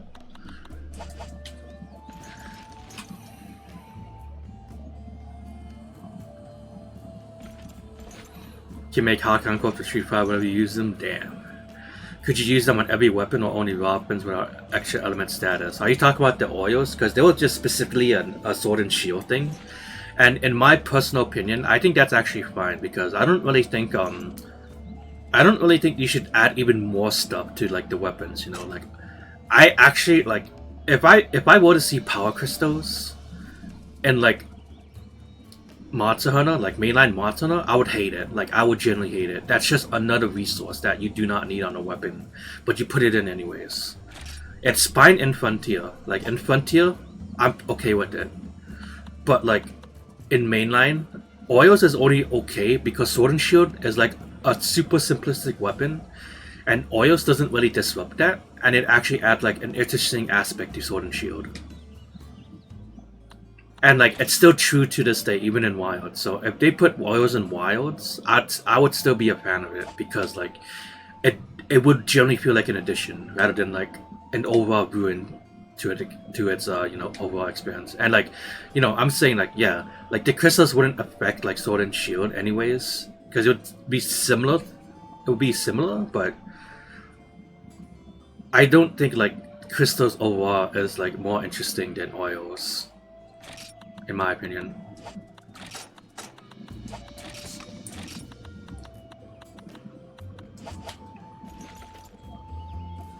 Also, I know you commented earlier about how IG was the worst victim of redesigning. Capcom really likes to like fuck around with IG, honestly. They never want to keep that weapon stable.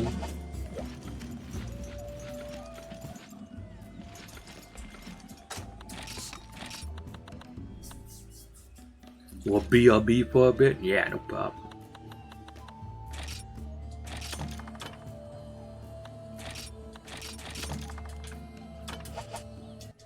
I think I'll do the egg quest. Why not?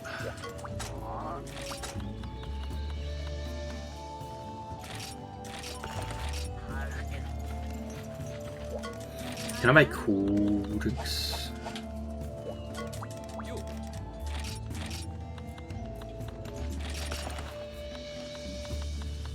Oh damn, that's like all my money too.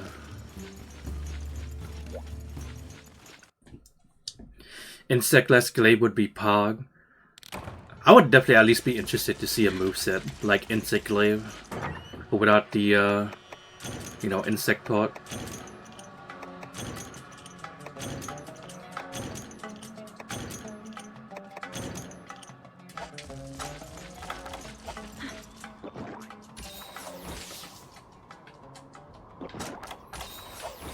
At the very least, one thing I'm definitely for sure would be like interested to see in like a future Monster game is that if they're gonna introduce any new weapons, like honestly at this point, I just want to see a weapon that doesn't have any like resource gimmick tied to it.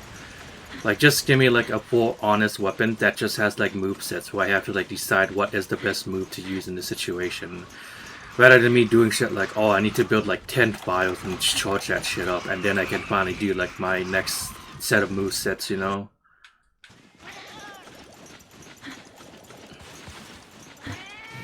Fishing rod? That'd be crazy. Dude, the monsters would not be ready for fishing rod weapon, that's what I'm saying. Are you joking?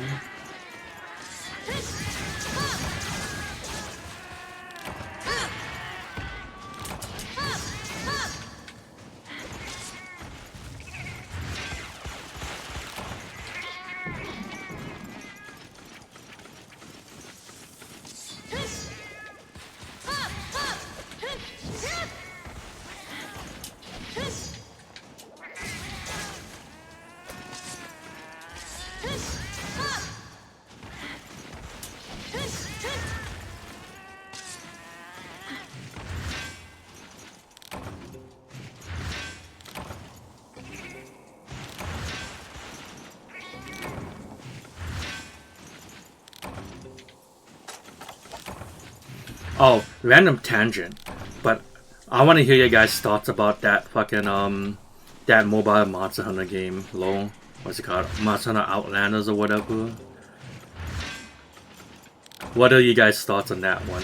I was not. I mean, I was gonna say like I was not expecting it, but I remember distinctly saying that there was some kind of like patent for the fact that Tencent already had plans to make a mobile Monster Hunter game, and like everybody was joking that it was going to be like a Monster Hunter MOBA, and like honestly, I probably still play a Monster Hunter MOBA just to see how fucked up that would be. Dude, hold on, what if they made Evolve but with Monster Hunter to have the full circle? That'd be kind of crazy if you ask me.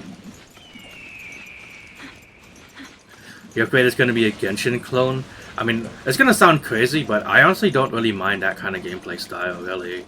Like, ultimately, my problem with Genshin is that the gacha sucks, because gacha does suck, and like, overall, like, the system doesn't really come into play where you can change into multiple characters and use their different elements. Like in casual play, you really won't experience that much, and like you only mostly experience in like that tower gameplay, whatever it was, to get like your dailies or whatever done. But like if your characters suck, then you just don't have a chance to complete it, even if you're like really good at the system. But if you have like a boosted ass character, you could possibly ignore the system entirely, and then it's like it's not really that interesting. But like, you know, I can see how the system works without that, and like, I think it would actually be fine, like, honestly. Like, I don't think it would be too crazy, and I think, like, specifically with Monster Hunter, it might be, like, interesting. You dive with the hunter, pull out a glider, you haven't cringed in years, but that did it. Dude, that's so funny, because I'm just gonna say, like, I hate, like, you know, grappling hooks, but, like, paragliders, I'm, like, 100% okay with. In fact, like, if anything, I like paragliders, so I'm like, I thought I was like, oh, you know, that's actually kind of like a cool way for traversal in a map that's actually going to be open world. Like, in the context of Monster Hunter, I think it's fine. Like, really. It sounds exactly the kind of tool a hunter would bring, even. Like, would they not bring a paraglider to traverse the maps to hunt? If it would be needed? Like, it makes sense to me. I don't think it's cringe.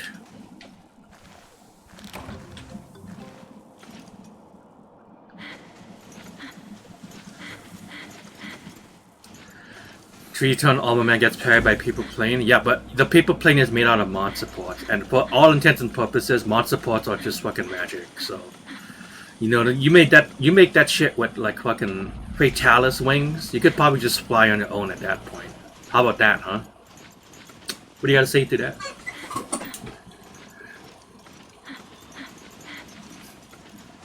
I think that is in lore, if you ask me.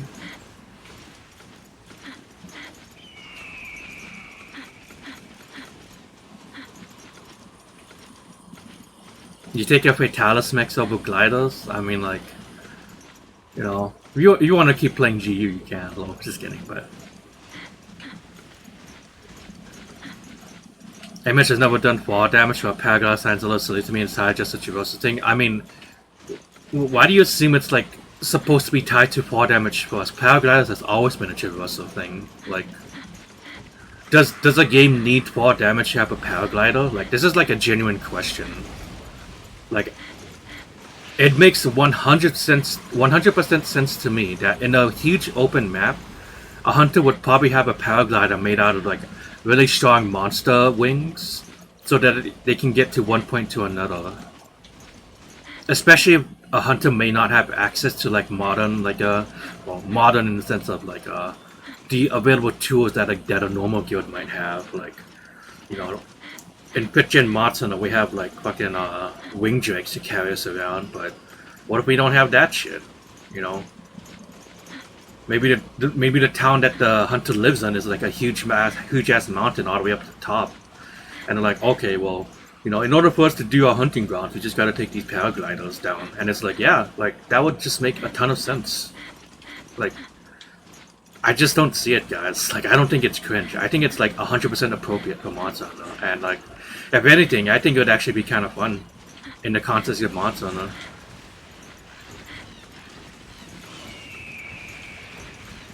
Like, again, especially since the mobile game is going to be an open world game, why would you not have a paraglider?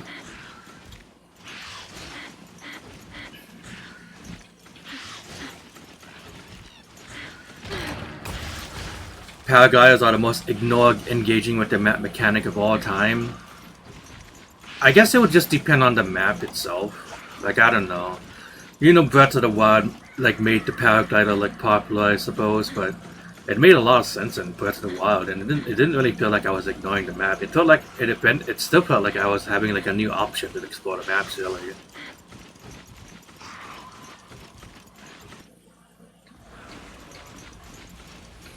Ball damage will be implemented. It would be kind of silly if they did implement ball damage, but I'm not gonna blame the paraglider because of that.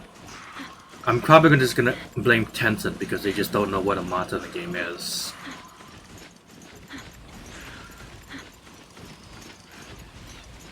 But again, like I said, I don't think it's a way to support fall damage. I just think that it's a way to traverse like open maps.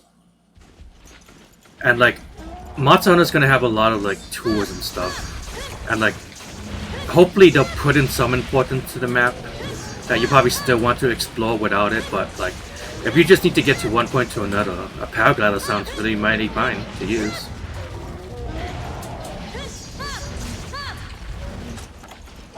I'm just saying, man. Like, if we're gonna talk about ignore engaging with the map, I'm just gonna be completely honest with you. I think grappling hooks does more damage to that than paragliders. If you think that's silly, that's just my opinion. Okay, how about that?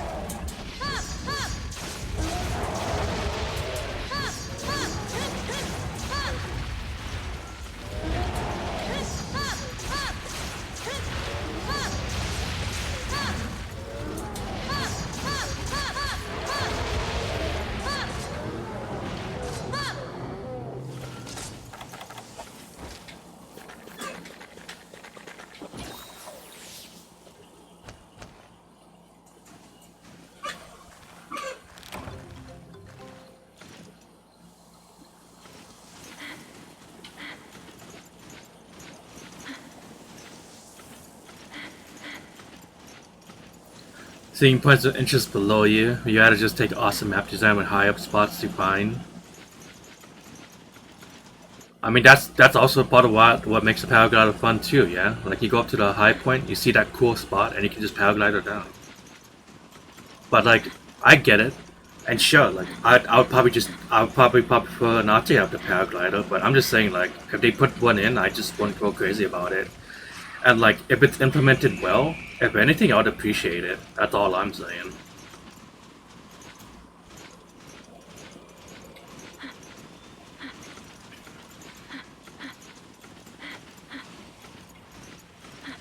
But if Monster Hunter ever introduces hookshot, you'll never hear the end of it from me, man. I'm gonna be the world's #1 hater of a Monster Hunter hookshot. I'm just saying.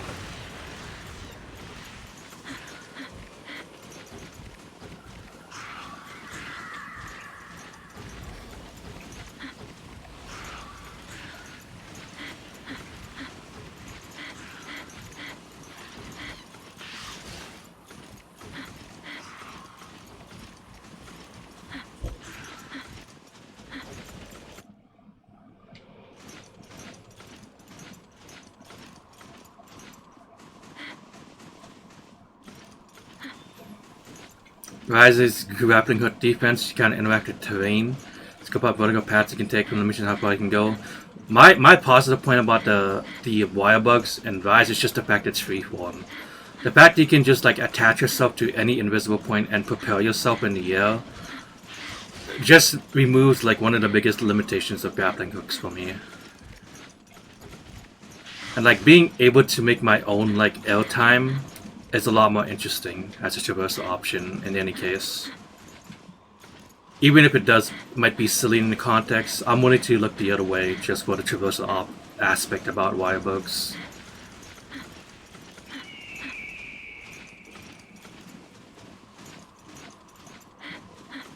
But as tunnels and caves, so you actually have to explore the map. I mean, I'm pretty sure like it's gonna be a thing. Like caves and tunnels is definitely like a huge aspect of map design in Monster Hunter, right? So I'm pretty sure there's gonna be a lot of that. Especially if we're gonna have Kezu in the game. Oh, do we get Kezu? You go inside the cave when you find like 10 Kezus and be like, holy shit. Think about that shit.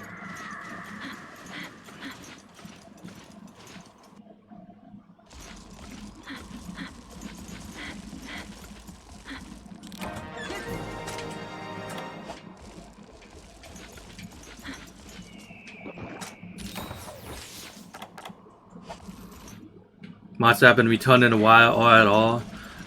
Oh, you know, speaking about the Monster Hunter community, what do you guys think about the fact that a lot of the promotional materials likes to showcase Monster Hunter World monsters the most? What do you guys think about that complaint?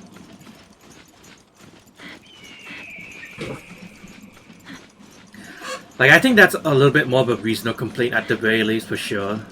But, like, I don't know. I kind of feel like some people also take that a little bit too seriously. Because, like, when you really think about it, Capcom, like, does this a whole lot, too. Like, you're gonna say that they bring back world monsters too much, but they bring back monsters like Tigrex, Nagakuga, fucking, who else? Zenoga. Fuck, I hate Zenoga, man. Like Capcom meat rights these monsters and they bring them back constantly, but people are like, oh, how sweet. But then like modern promotion likes to show off world monsters because it makes sense, and they're like, hello, human resources. Like I'm just saying, there might be something a little bit wrong with that. You know what I'm saying? Bring back non-wyverns, true. Was Tigrex involved? I mean, yeah, he was introduced in Iceborne.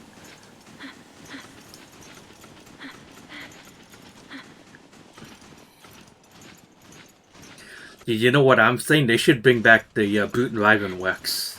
Rex?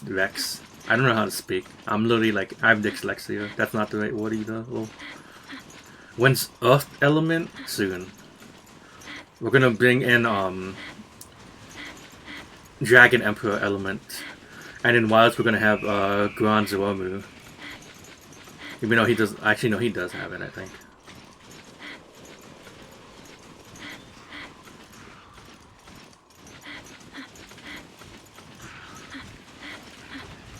More mini games in the hub would be neat. Doll shooting gallery was goddamn. Yo, you should play Frontier and you should see Mesopota Square. I mean, not Mesopota Square. The Mesfez. That shit is funny. You wanna see Gamut in 4K? True.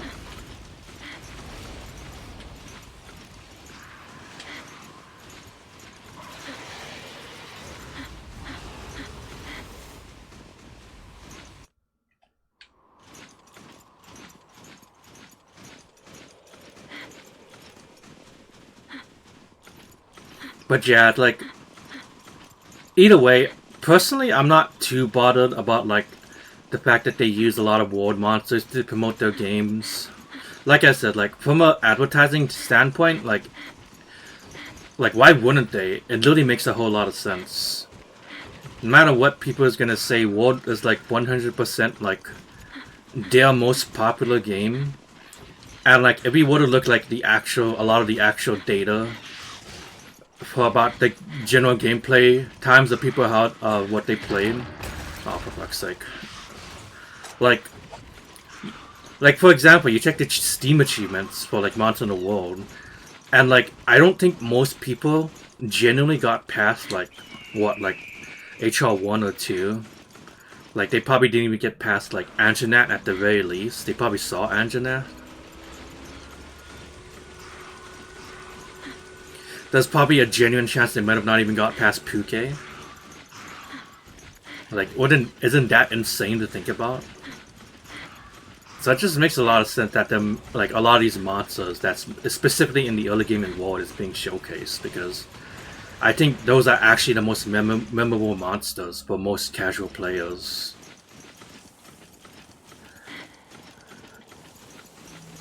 Natchez coming back. We have the new Worm skeleton. Damn.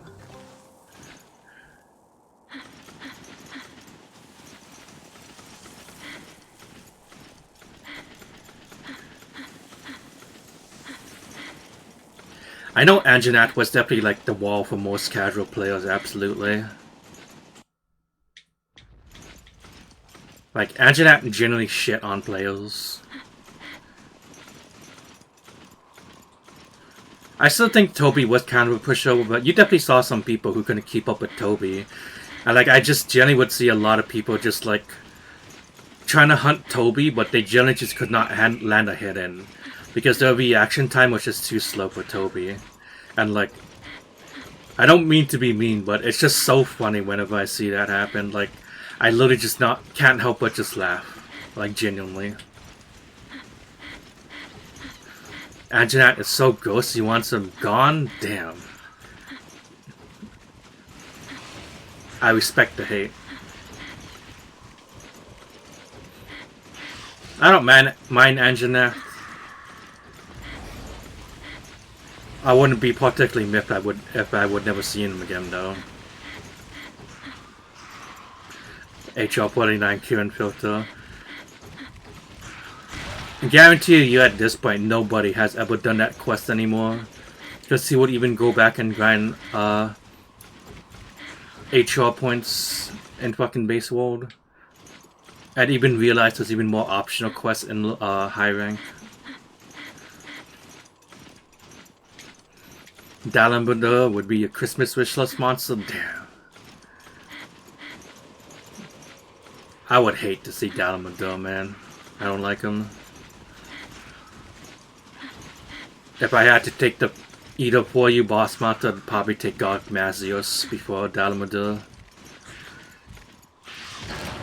Are you joking? Fucking hell, man. I'm so good.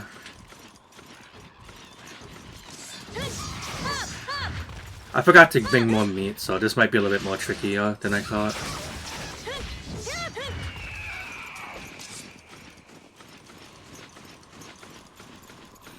Blows your mind how high Kieran was in the popularity poll? I mean, it makes sense to me. I mean, listen, I like Kieran. I'm a fan. But, like, it's clear people like it because of the armor. Like, even you have to admit that. Like, that's generally the biggest reason for its popularity, because of the female Kuma armor. That's 100% the reason. Even now I'll admit that.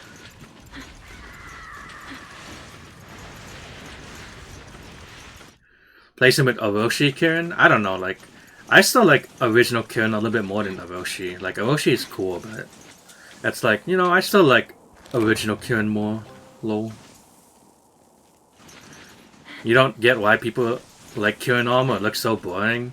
I mean, I think I like the aspects of Kieran armor. Like the I personally like Kieran armor not because it's like Kuma armor, but because like it's like a really cool like tribal style armor that, especially if you see like the G rank versions of the Kieran armor, it actually kind of looks like the like you know, like the priests, like it's kind of like priest like armor, because you know, like some of the dialogue and some of the quests would probably imply that, you know, extremely small villages in the world of Monster Hunter would probably seem to like worship certain elder dragons as gods. Like that was actually like one of the descriptions in one of the quests in, like I think like in Freedom Unite or like Dulce, I think.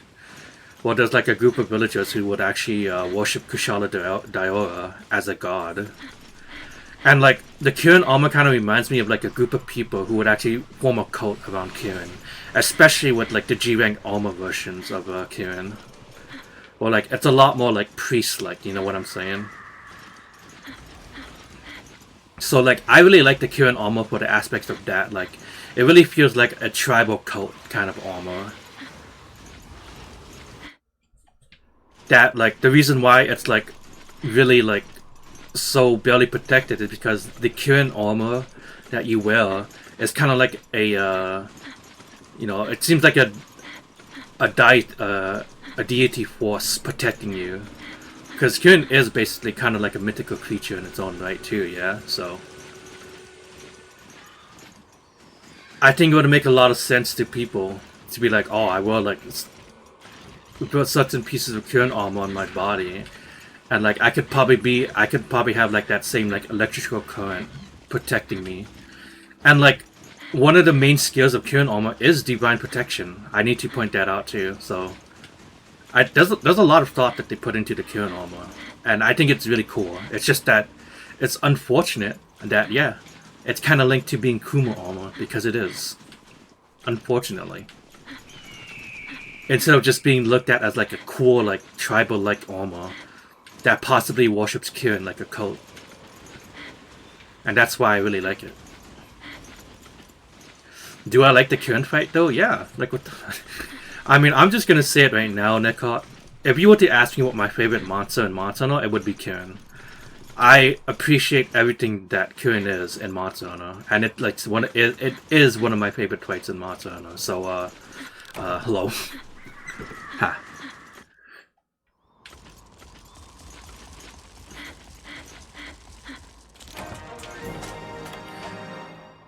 Do you want to see my funny Monster? Do I still have my Monster Hunter tier list actually?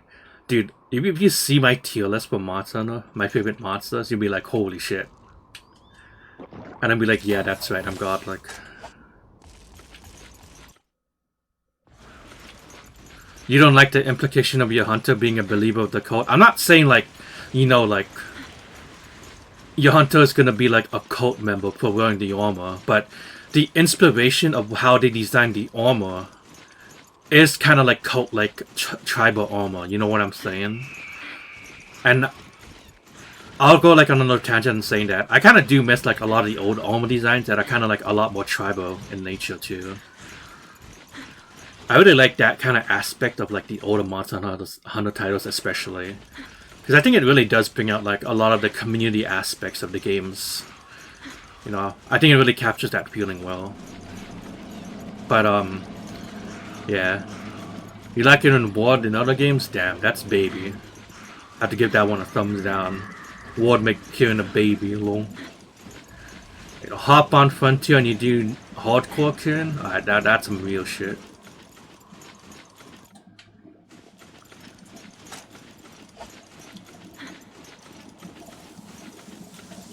Me? I hop on Rain server and I do Kieran Gacha for 10 hours. I'm like, hell yeah.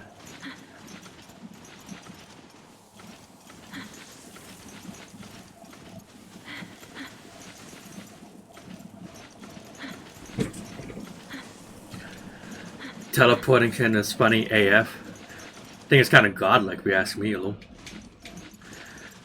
I don't know. I really like the fight. And especially in the Yoda Monster Hunter games. Like, I don't know, like, even in Monster Hunter 1, I think it's really good. I really like the aspect of, like, it's a really, like, oppressive monster in offense.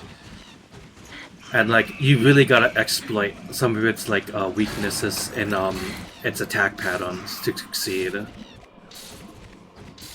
Like, I don't know, man. I think that shit is kind of godlike. And I've always liked its fight design because of that. And, like, I still do like Ward Kieran, but I don't really like how it's a lot more predictable. I actually think Ward Kieran is a lot less interesting than any other version of Kieran. For you, Kieran? Holy... That one's actually godlike.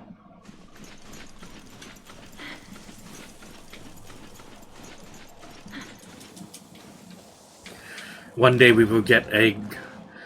Honestly, I'm kind of surprised that they give you 15 minutes. I thought this was like a 30-minute quest before. It might have been. I'm just kind of like fucking up this quest a lot more than I should be.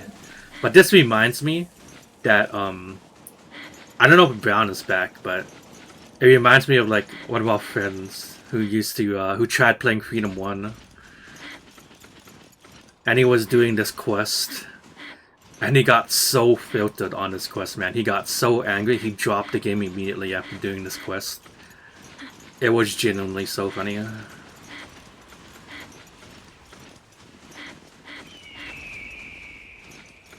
But it plays as one is goddamn. So compared to the others though, nah, that's what makes it godlike if you ask me. Listen, I'm just saying, little dude activities needs to be turned in Monster Hunter. The game's literally is not the same without it. I need like 10 Genpei just fucking booting me around. Like these fucking ass egg quests, man.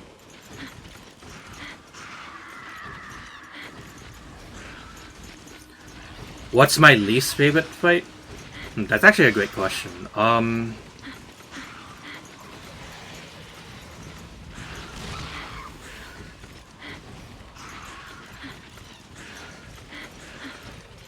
So what would be my least favorite fight?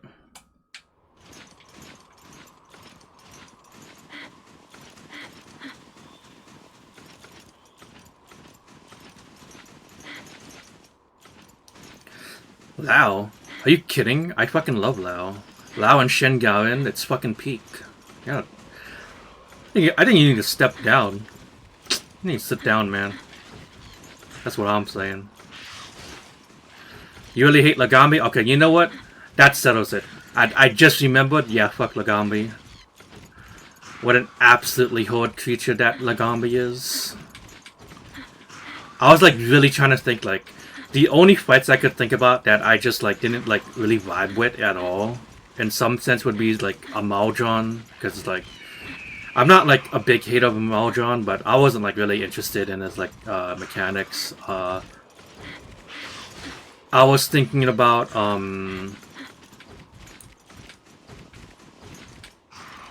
actually yeah, I was about to say like a Maldron because I just wasn't really impressed with a Maldron, but like Lagambi, like holy fuck, man. Just annoying ass. And like he's a weak monster anyways, but not in like an interesting weak monster type of deal. You blow him off in like 5 minutes, but he's gonna make sure those 5 minutes are just annoying as hell. And I'm like, yeah, okay, man.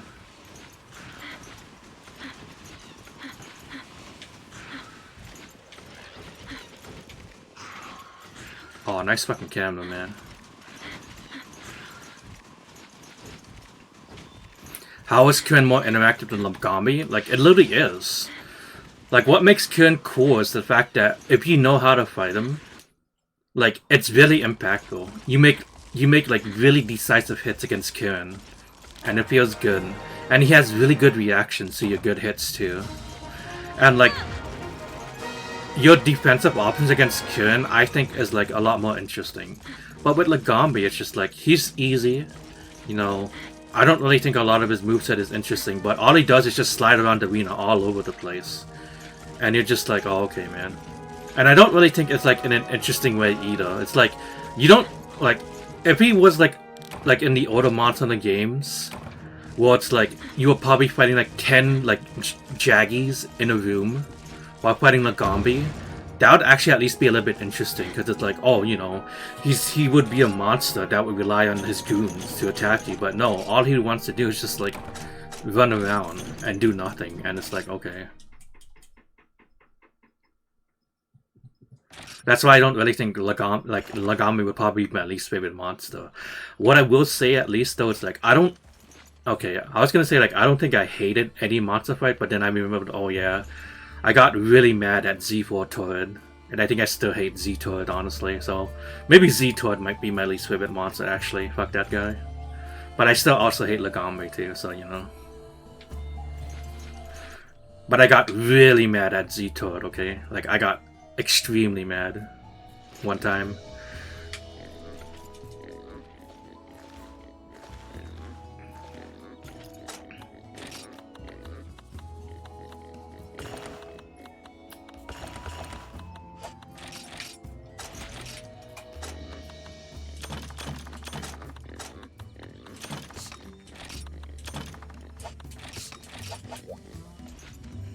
Against again. Oh fuck! Oh my god! Oh my god, dude. Yo, people say Third Gen is good. I just totally forgot about him too. Yeah, fuck Urgon too. That guy sucks. I take Gravios any day, man.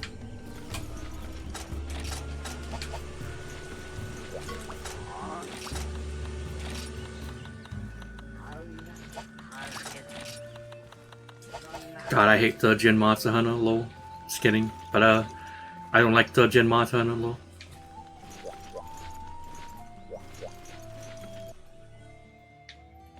You don't mind Urgon because you only play Horn? I mean, I also play the blunt weapons and gun too, but he just kind of sucks.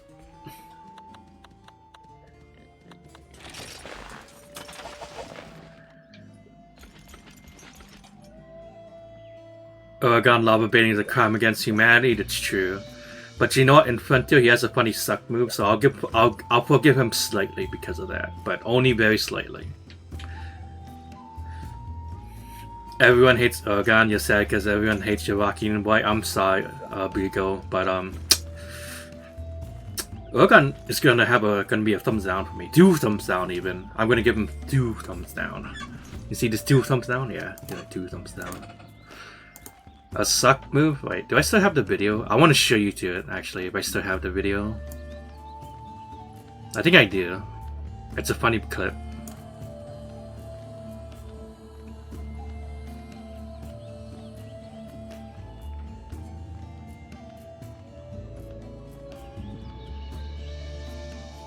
Actually, wait, do I still have the video? I'm pretty sure I do.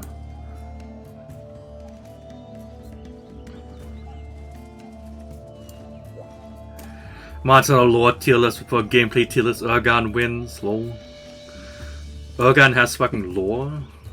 It's first I ever heard of it. Sort by type. What is it? I know I had the video somewhere. I swear to god I do. Oh my god, wait. I know some of you guys were asking about my tier list, but I just found it too, I think. But that's not the video I'm trying to look for. What the heck? I know I saved the video, but I don't have it anymore. Do I not actually have it? Oh my god. Dude, I need to like organize my photos more, man. This is so sad.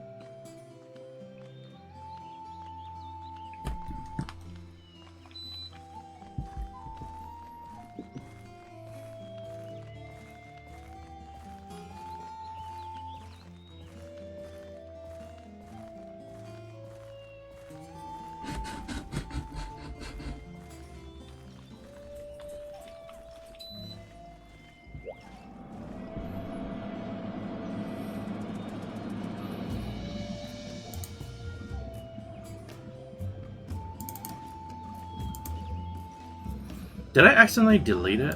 Oh man. Okay, one last attempt. I know I uploaded in one of the Discord servers I'm in. Lol.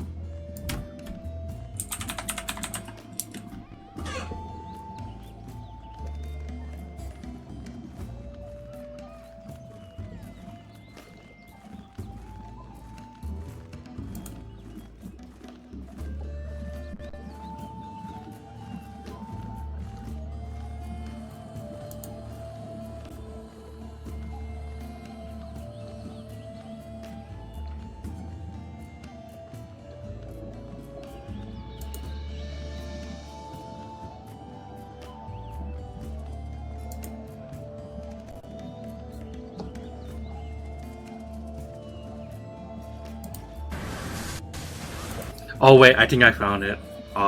Base mat. Okay. Okay, how am I gonna do this though?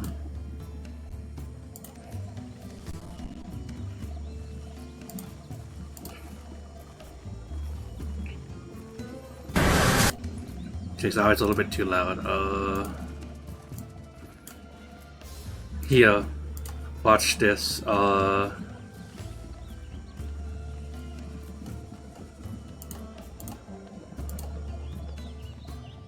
see.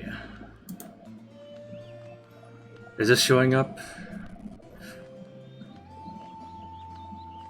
Okay, watch this clip. Okay, this is the Urgon suck. I think this is the Urgon suck move. Holy.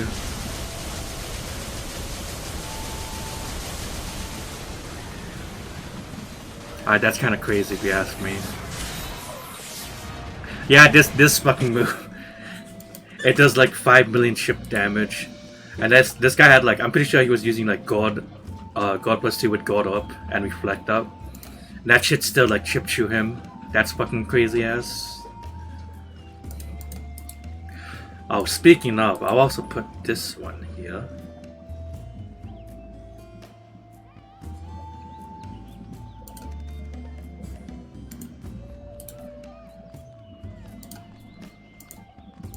Let's see. So people were asking me earlier about my tier list, about my most favorite and least favorite monster in the games, and like here I can put up the thing if I do this. I think 1 second.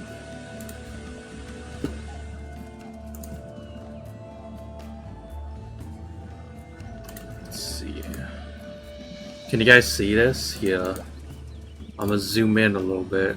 Yeah, this is my here's my objective monster hunter list. I still need to update this because I did have well, actually this is the Wii version, isn't it? Did I already have portable? I mean, Wii U up there? No, I think I made this like a little bit before I played Wii U. Actually, then that's the case. Were you blocking that clanging sound? So if you're wondering, Vigo, that sound you're hearing is from the Reflect Up skill, if I'm not mistaken. So if you block an attack in Frontier with Reflect Up, it reflects a little bit of motion value back to the monster. What is P3 HD? Is it just not the same game as P3 right there?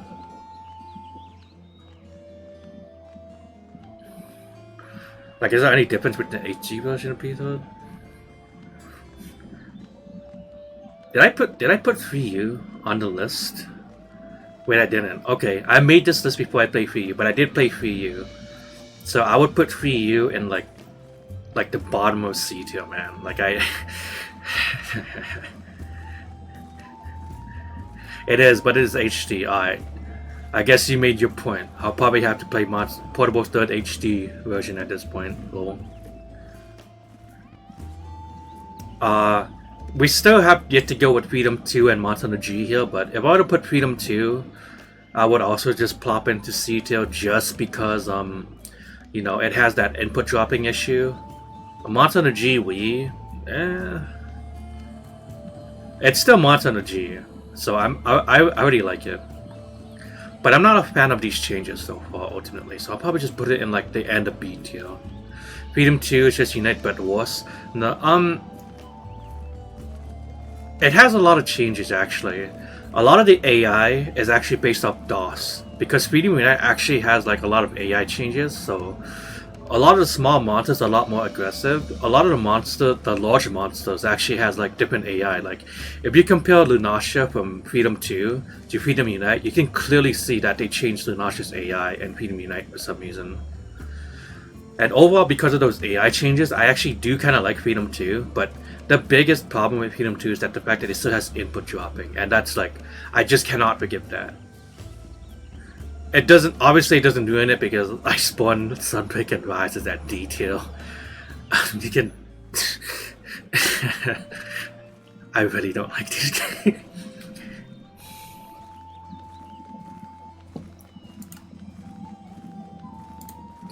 Oh yeah, here's another side thing too. Since I'm already like going on website and shit.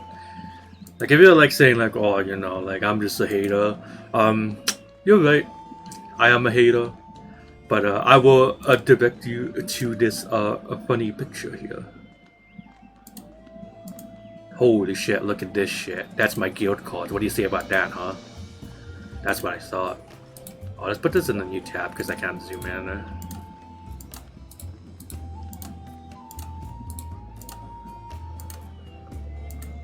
What do you say to that? Holy, that's kind of crazy. And ads right now, damn.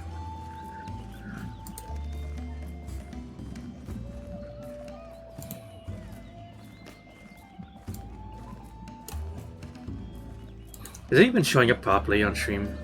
I think it is. Okay, cool. I would need to zoom in a little bit. Actually, I need to like turn this shit off a little bit for a while. Like these two options. Oh my god, look at that shit. Holy.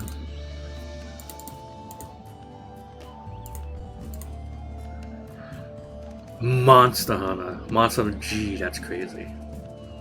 I'm like HR76 on DOS.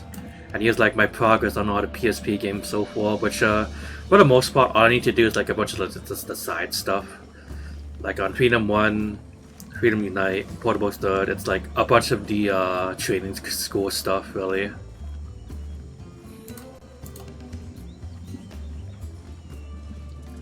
Bad to the bone, Freedom 1. Holy you console. Dude, this mix set I have on Portable Stud kind of fucks. It has like, I think it has like Razor Sharp, Attack of Medium, Crit Eye 1 or Crit Eye 2, Evasion 1, Weakness Exploit, and I think like another skill. It has like a lot of skills on it. Pretty epic. But that's just because my talisman isn't that great, so I'm kind of sad.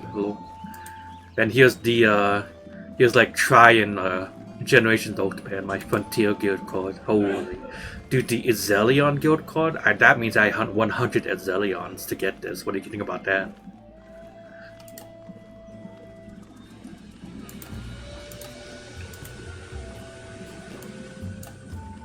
Holy manoli.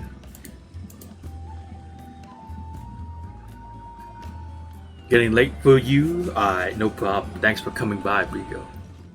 Nice seeing you. And yeah, here's my 3DS save files here. I gotta zoom in on this one a little bit more. So yeah, I did play 3U like pretty recently, like a few months ago. And I just like still a few things I want to do on 3U. I know like the last online quest I got unlocked in 3U is unlocked at 125, right? Like I think you gotta grind to 125 to get the last quest in 3U. You love 3U, 4U mixed almost. I love 4U mixed almost, yeah.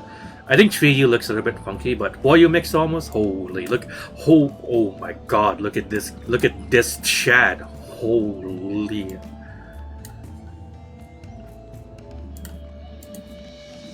Dude, you wish you could be like him. I wish I could be like him. You ever replay 3 or 4, you hit you up, save some 3DS to play with you? Hell yeah. Yo, like if you want to ping me to play any Monster Hunter games, I'm up. Like if I'm free, I'll definitely be like to play. And yeah, here's like my double cross save. And yeah, if you're wondering, this is actually a separate save. Like this is like my actual Switch save, like on my Nintendo Switch for GU. And I started a new save file when I was playing Double Cross on 3DS. So yes, I did play Double Cross twice effectively.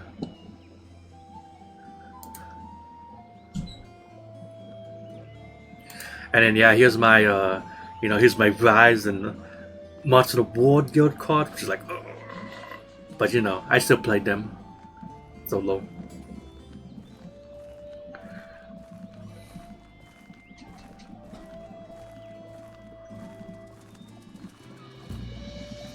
I'll probably actually want to go back to G on the Switch at some point because I do want to I do actually want to reach max HR on one of these games, and I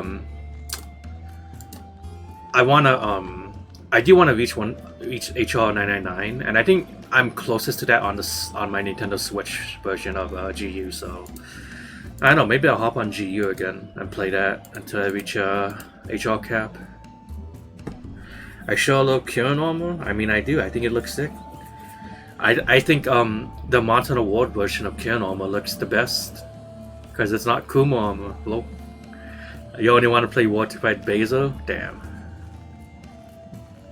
But Bezo's also nice too. Well,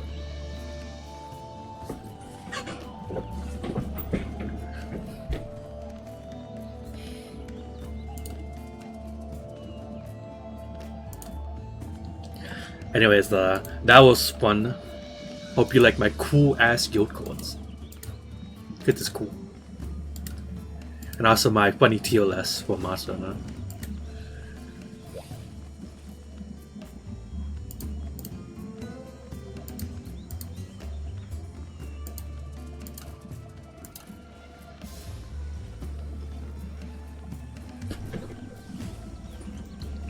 Mesa deserves the scratch. He's me die from the falling explosions. Damn, he's going for it. You know, it's just like that one quest in Monster Hunter World where the researchers are falling in love with Lunastra. Lol. Hate that Banville replaced Beza and Mastering. I don't even know what they were trying to do with Banville, honestly. That shit was so whack.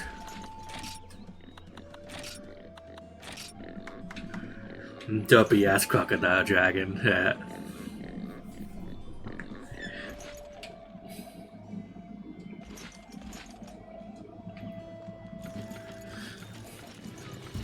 I'm assuming the reason why Banville might have been like out exploring and like the vast field was probably because they probably want to do a thing where like it was like fucking Volcana or whatever, like shitting the fucking Warfeast reach up.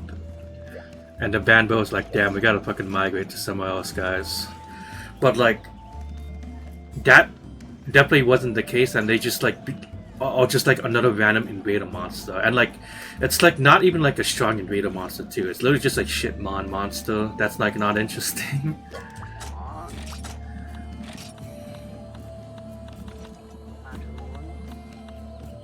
So yeah, it's like I really don't know what they were trying to do with that shit, but I guess they just like doing that.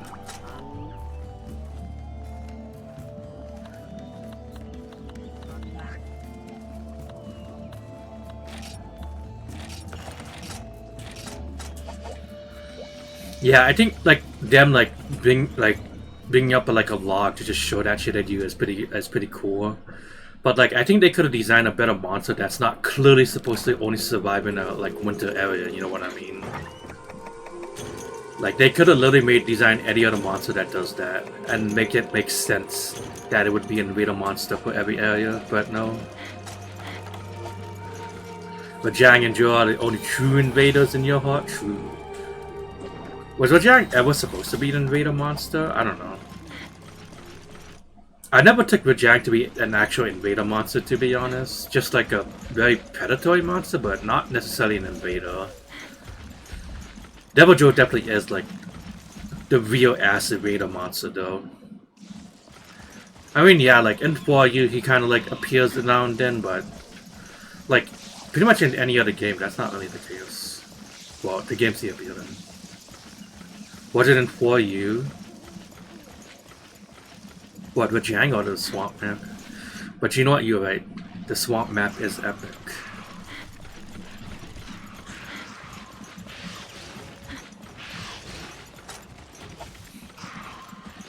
Yeah, it's in the Desert Celtic quest in the start of G rank. And then you see an Apex like Rajang. That's an invader monster, and honestly, it is funny, but like, you know, I don't really think Rajang is supposed to be like an actual invader monster, you know.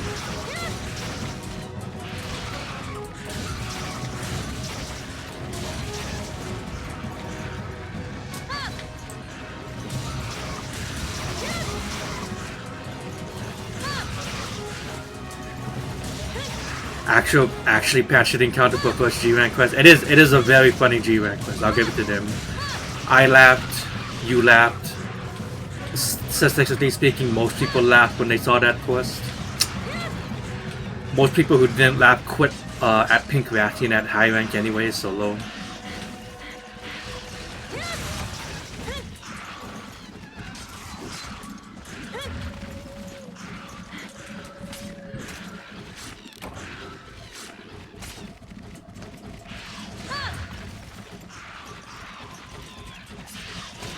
Why was the Pink Rathian really hard? I don't know, man. She just got hands. She just generally just got hands.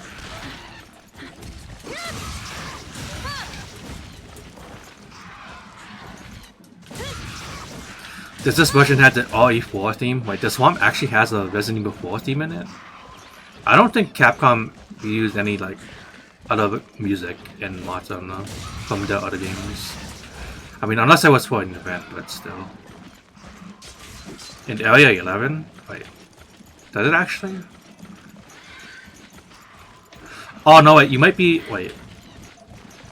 What? Area 11 or 7? Okay, I'll check. Was it the Resident Evil 4? I mean, I guess you're probably just saying like it sounds like the Resident Evil 4 theme. So I might be taking that a little bit too literally, but... I think you're just talking about the cave ambience, right?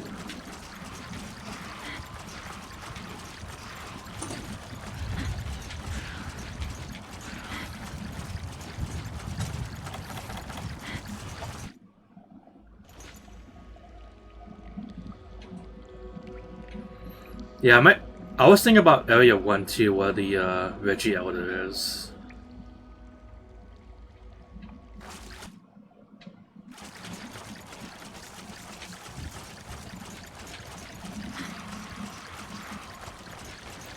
Yo, look at that reflection technology though. That's kind of crazy.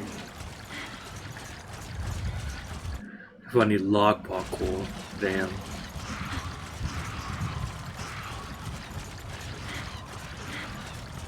Yeah, that's what a Veggie Elder is in Area 1. Does it sound like Resident Evil 4 music? I'll admit that I don't really go to Area 1 and Swamp that often, even in the PS2 game, so I guess we'll take a listen. I don't know if they changed the track, though, so we might need to check the PS2 version later on. It's Serenity from Resident Evil 4, really?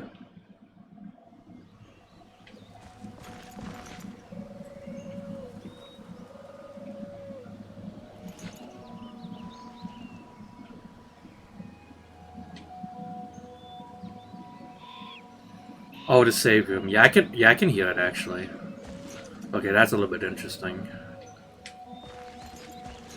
Yeah, it's that save room shit. Yo, what's the typewriter, man?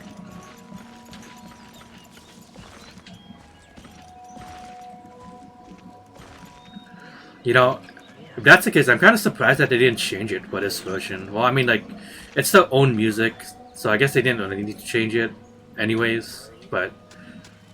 I don't know, I'm kind of surprised that they actually kept it all the way up until the Wii version of this game. It might also be in Forest Hills, you don't remember?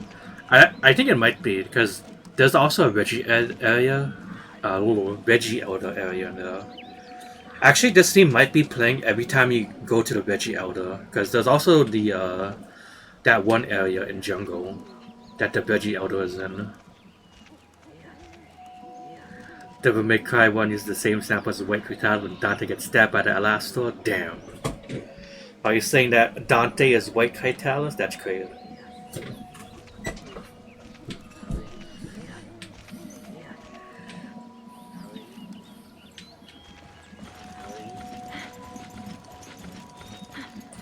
Angry Gramp's Elder theme is Serenity. How ironic. True.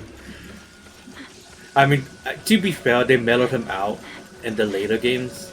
But yeah, he's just like a total dickhead if you talk to him too many times in the original Monster Hunter. Well, you know, when you talk to him too many times and feed him, then he's like, "What's that? I can't hear you." Well,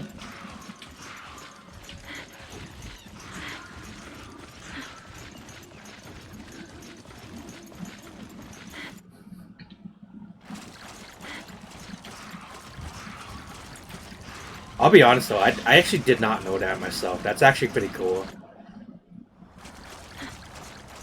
Like I know Capcom does reuses a lot of like stuff between their games, but I honestly would not expect them to like reuse like aspects of other games into like the new games. You know, most of the time they would just reuse stuff that's within their own series. Did that shit only appeared in um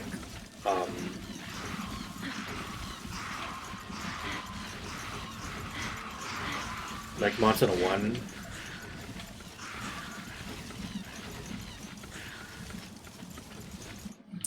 Oh damn, he brought up the YouTube clips. Holy.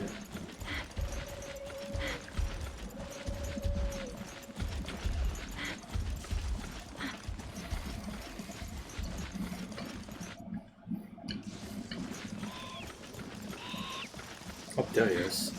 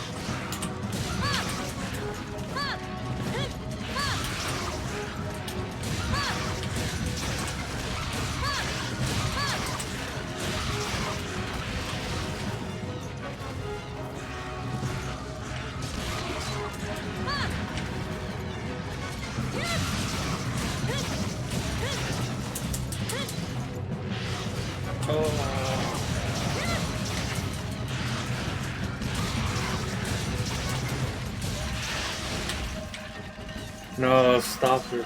I'm trying to kill him.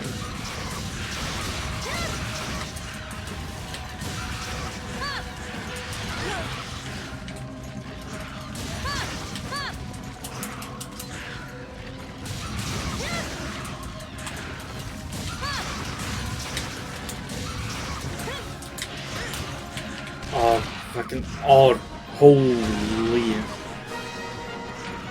Oh my god, betrayal? Hold up. Dude, there's a mutiny going on.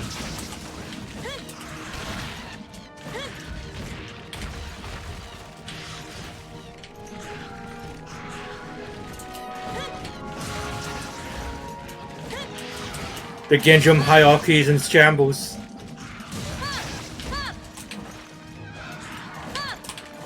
Dude, it's so over for the Genjum family, man.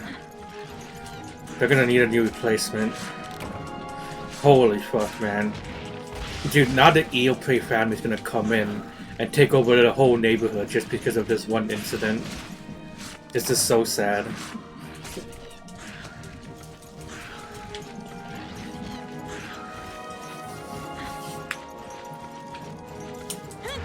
Damn, I'm the leader of the Genpreys now? Holy shit, my first order of business is that we're gonna take all the Genpreys and we're gonna kill the Gomri.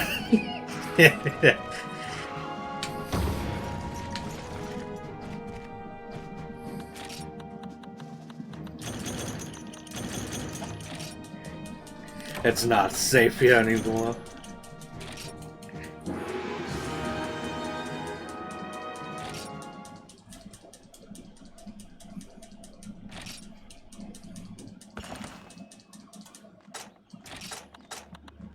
Yo, all I got was stun sacks though? What the heck?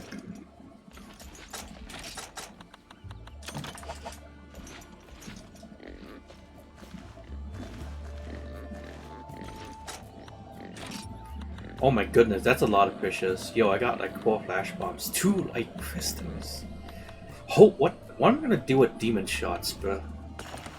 Boogie bought me like 14 demon shots. What am I gonna do with these?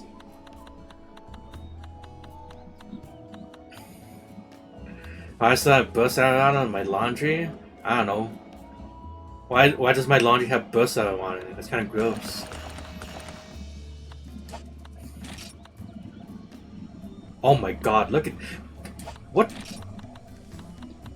Oh fuck, that's giving me a lot of Zenny. Holy shit. Dude, Poogie literally just came in and just dropped $500 for me. What a guy.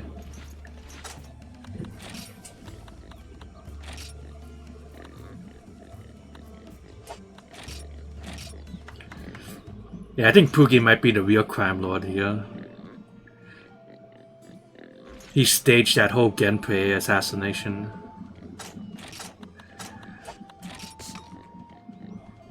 Dude, yeah, what the fuck? Woogie's like a better hunter than me. He made more. I'm stacking no paper. This man, he's stacking the papers. This is fucked up.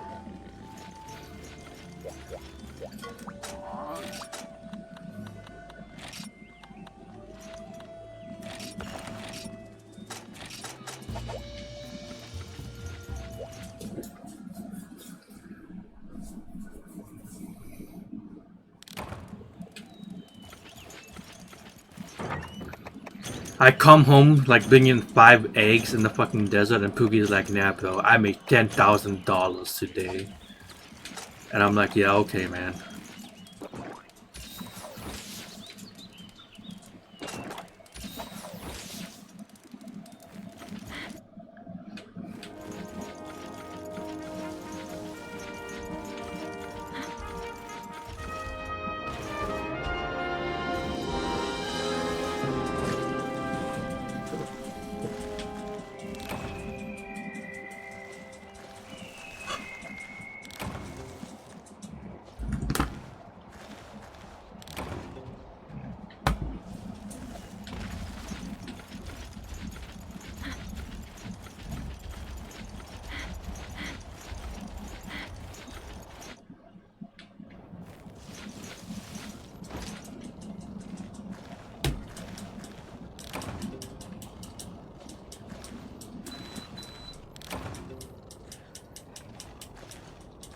So like side thing,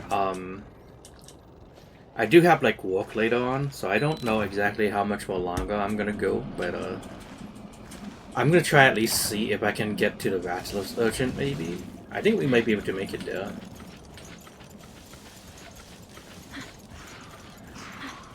Poogie, you smoke too stuff, you swag too different, they'll kill you. Damn. I don't think I heard that one before actually. Alright, someone find that copy faster so we can meme it.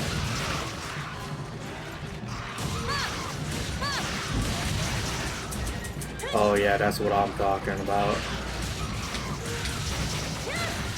Oh dude, look at those hits.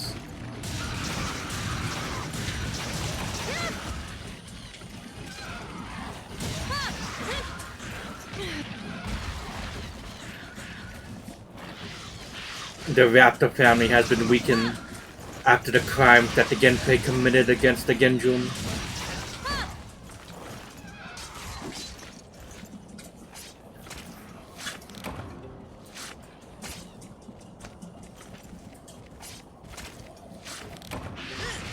Piss off.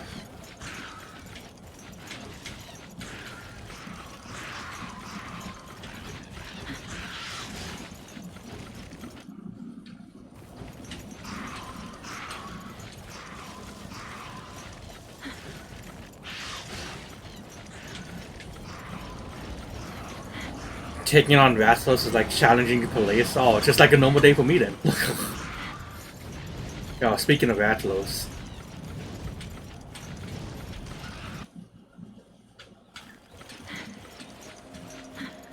Yo, what the hell is that other the other velocity drum doing?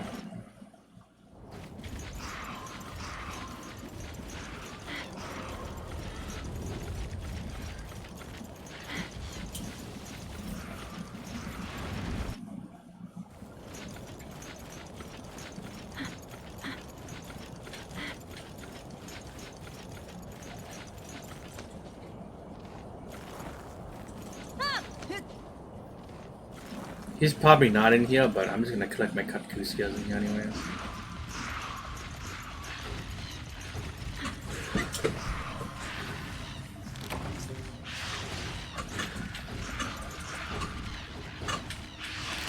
Spawns in 10? Damn. But I need my Katku skills, so hold on.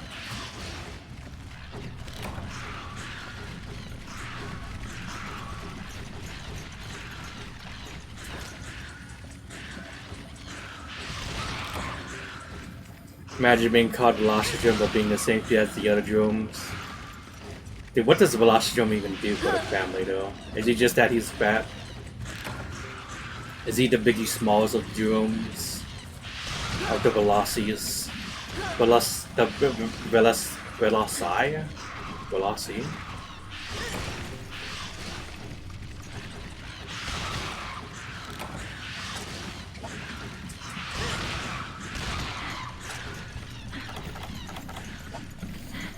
He's the fall guy? Damn. That's rough. Yeah.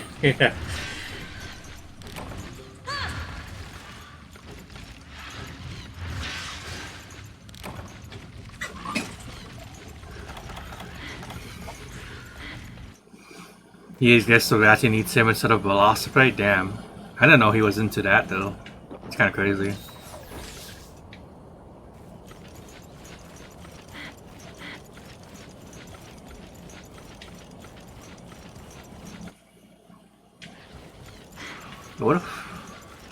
What is he?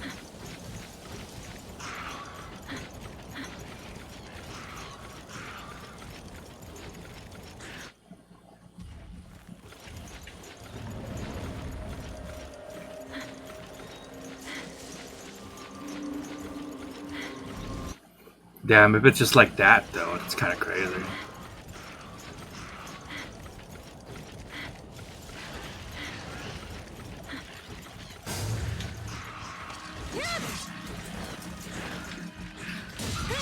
Can't tell me that Velocitron holds any sort of respect in the crime mode. He's literally like Velocitron is literally knee goon, like straight up.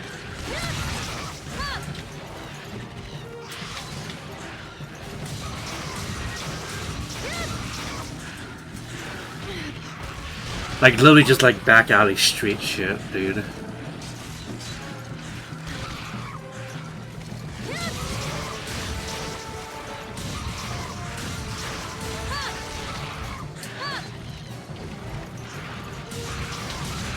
Very cute. Oh. Damn, we also redeemed Hello Steve. Holy. Hello, how you doing?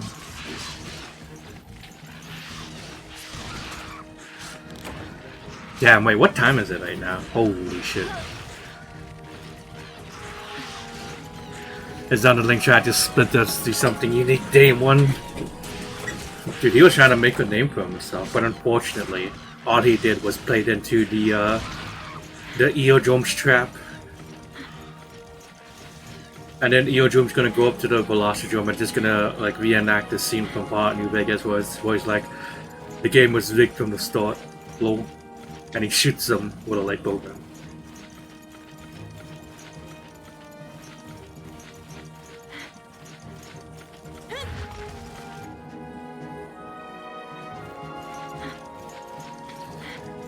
Dude, I know, right? Like, what was up with that shit, man? White Velociprey, man? Dude, all the White Velociprey defected, and look at what happened. We have a Geodrome now, dude.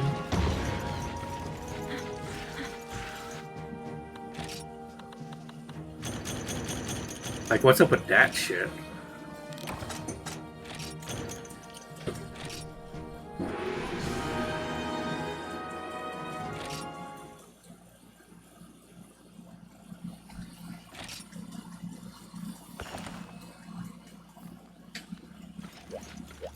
But you know what?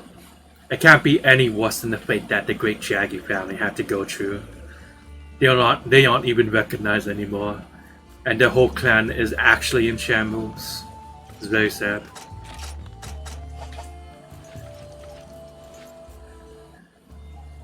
Lost 10% of the squad to Geodrome. Holy.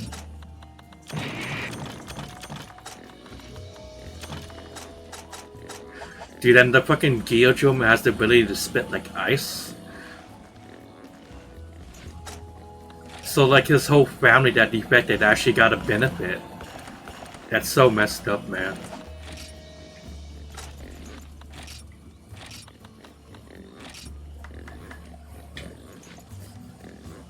Surprised Great Jaggy wasn't in Rise. I suppose like probably the reason why they didn't import it Great Jaggy was because they probably couldn't really think about a way to make him interesting. Because I suppose like Great Izuchi kind of built in his role of what Great Jaggy would have done, I suppose. But I don't know.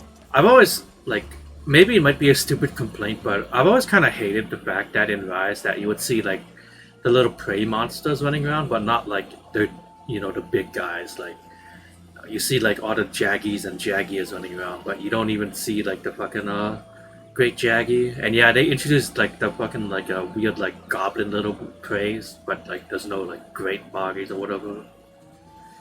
And they put Velocipreys in, but there's no Velocidrome.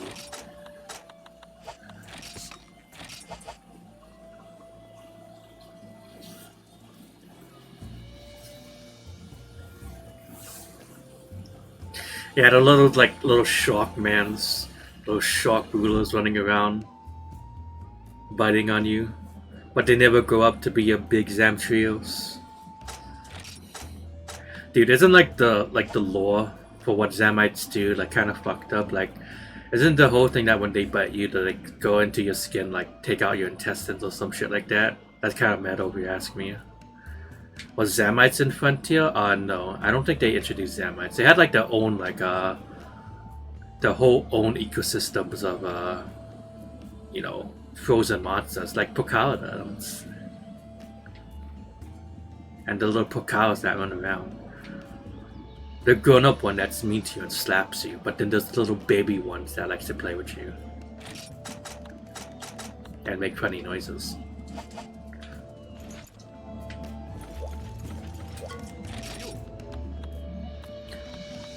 Let's probably buy my the combos.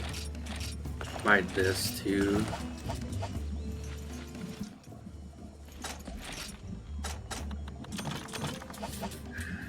You love the Arctic Air in Frontier? Hell yeah. Honestly, I really enjoy all the maps in Frontier, honestly. Like, yeah, like, a lot of them are just kind of like big arenas for you to fight in, but I think, like, the aesthetics is, like, top-notch, and, like, even if, like, the maps in general are pretty short, I think, like, they still have a really good sense of scale, but also, like, because, like, they're so short, I think in a really roundabout way, it kind of makes it a lot more accessible to like the people who probably like, more arena like designs. So it's a lot more shorter, but it still feels like a whole big map in Frontier. So I'm a fan. Canyon's a bit but you still like the vibes. Dude, Canyon is so funny though. You go up to the fucking huge ass place and get blown away by the fucking wind. It's so funny. And then like for some reason there's some quests where there's like cactus and grass that just like pops up and you need like a cutting weapon to go through that shit, and you don't have a cutting weapon, you gotta use a boomerang. Like that one is kind of weird, but it's still kind of funny, at least. Like I laughed, you probably laughed.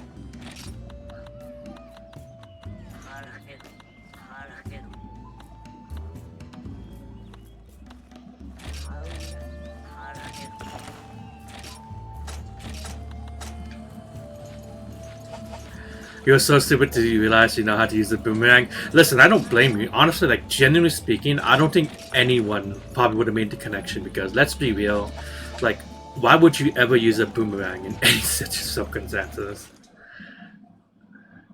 Onto Flower City and Frontier, yeah, that's in, like, the, also in the canyon area. Where you can, like, break open a cactus and you can, like, eat them or whatever. And it gives you, like, some buffs. It's a little empty at times. I will say that I think that's like one of the big things about the Frontier maps. Like some of the arenas do kind of look wide and empty, and it really does feel like more like an arena you fight in. But like I don't really think that's like, like a total downer point, right? Like I think like for the most part, I can like appreciate that kind of design, anyways. Because Frontier monsters are supposed to be like built for those kind of stuff anyway, so. I think it's good that they're focusing on that, right?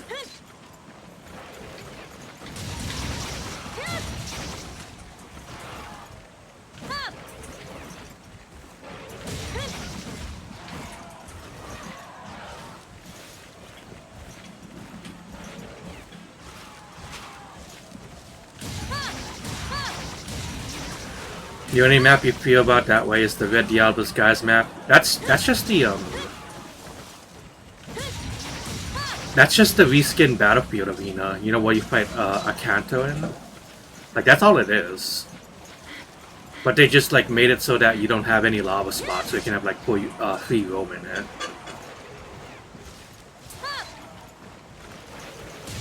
Yeah, it's just a Kanto without the annoying lava, basically.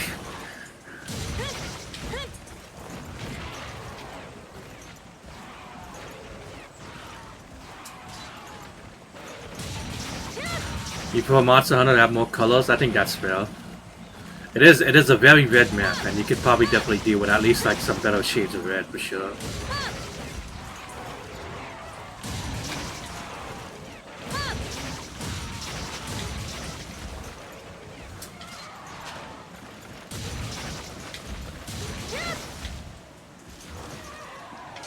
Oh wait, speaking of, let's check Area 5, because I think it also plays that Resident Evil 4 theme in there, doesn't it? We'll check after I kill these EU plays.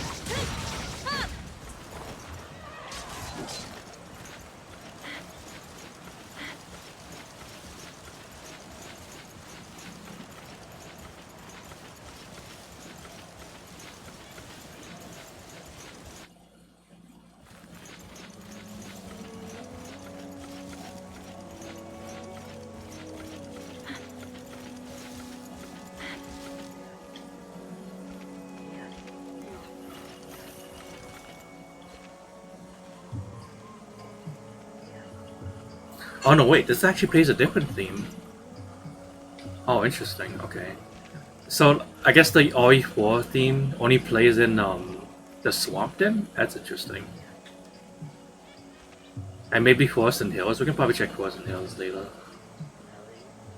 Okay, that's very interesting actually. I think this actually might be an original track, actually, if that's the case.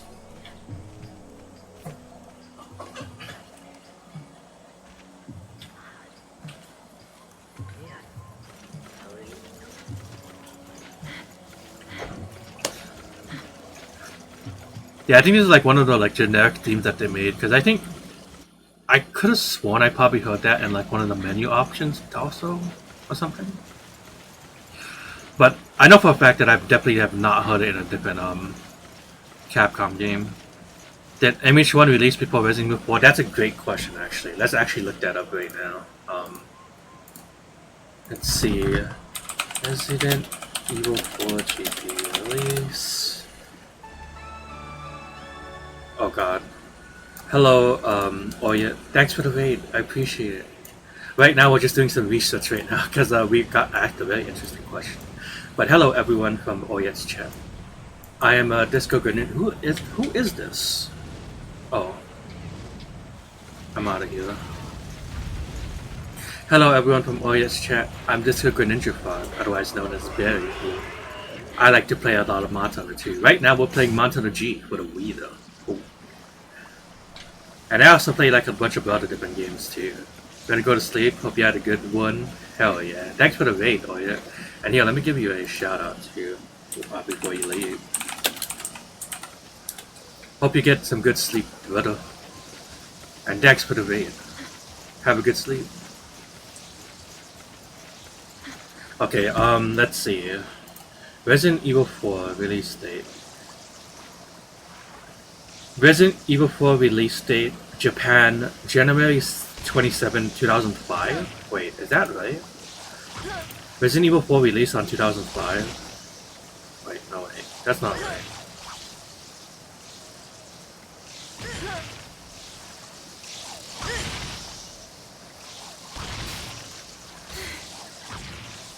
Yeah, that's what I thought too, I was like, wait, really? No, yeah. Resident Evil 4 released in 2005. Yeah, because it released on the GameCube first. And yeah, the release date is January 11, 2005. Oh my god. Guys, why is there so much respite in there? And then Monster Hunter 1. Monster Hunter 1 released in March 11, 2004. So yeah, there was about like a, what was that? Like a 9-10 month gap date? That's interesting. Wait, okay, so does that mean that instead of Monster Hunter using Resident Evil 4 save theme, would we say that Resident Evil 4 used Monster Hunter's theme? Is it in 1? Alright, you know what? We can boot up Monster Hunter 1 and we can check real quick after this hunt. Because you mentioned this to me, and now I'm like actually curious about this. So we need to do our own research, man. We gotta figure this shit out right now.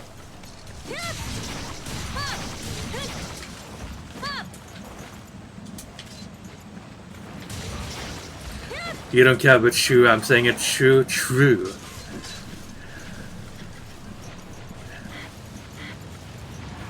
But I am curious either way, so we're gonna figure this out on our own.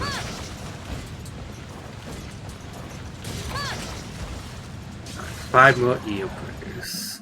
RE4 inspired my Monster Hunter. True. Actually true. Like, holy.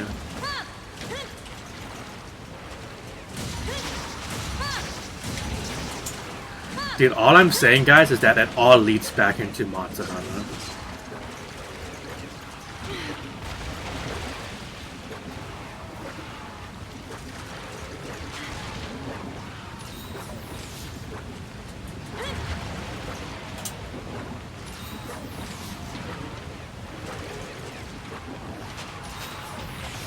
Ow.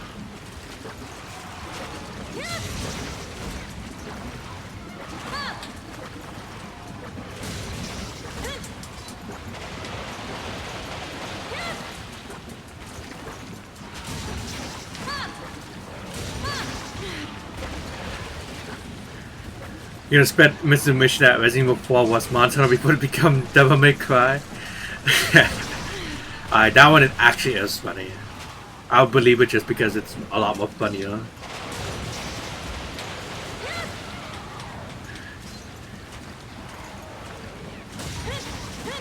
But what do you think about this one, Austin? Before Dead Rising became what it is, it was actually the sequel to Monster Hunter Ghosts. What do you think about that one?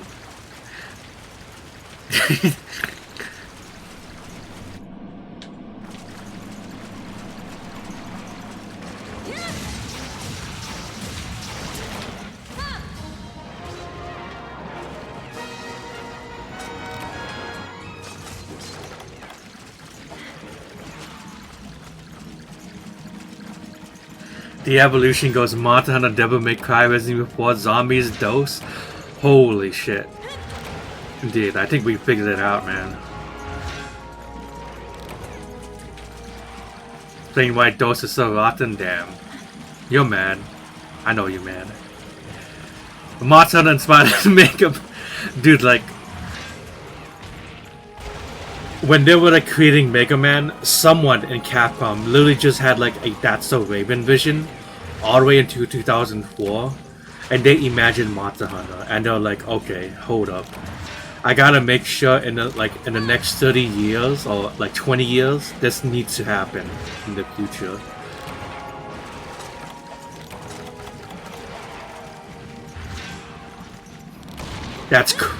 Dude, the lore goes deep, man. It's crazy.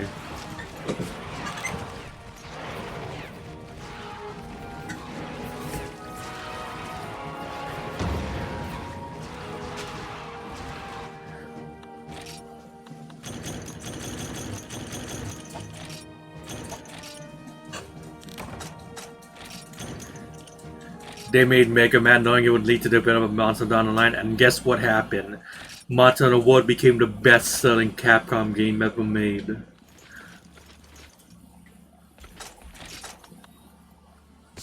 Truly an epic for the ages.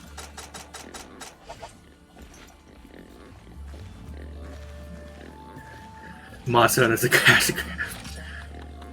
I mean, it's funny because technically speaking, you're absolutely correct.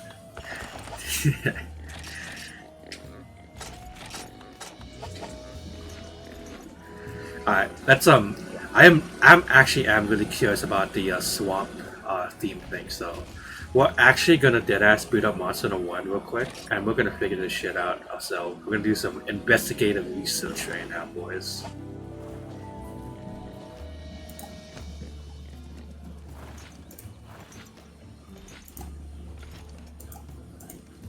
Alright, so yes, as I saved. Alright, what is PCSX2 or whatever it's called?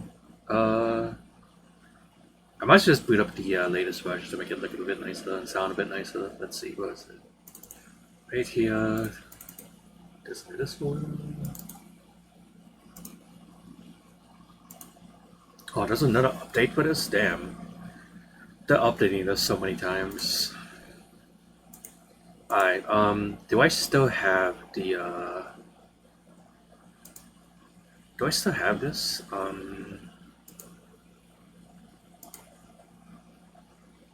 Let's see.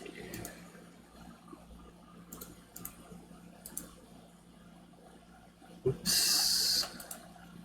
Transform. Screen. I don't know why it shows that though.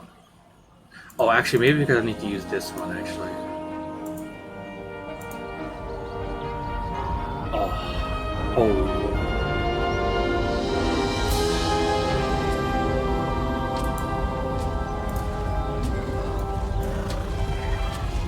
Okay, wait, hold up. I think I want to watch this intro. It's godlike. You could easily see some composer playing Monster 1, hearing the theme and go, damn, bro, I mean, that's how it usually goes, doesn't it? They're like, oh, damn. I fuck with this beat. I gotta use it, man. Lol.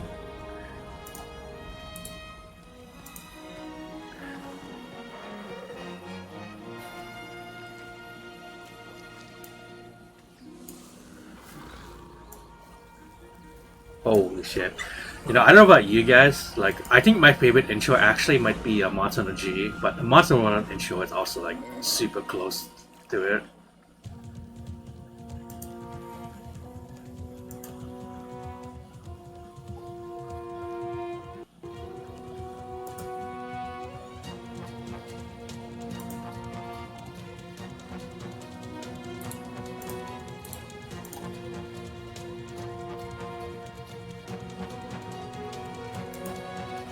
Yo, they had the pt.2 tease in this intro? Dude, who at Capcom has like future sight, man? That's crazy.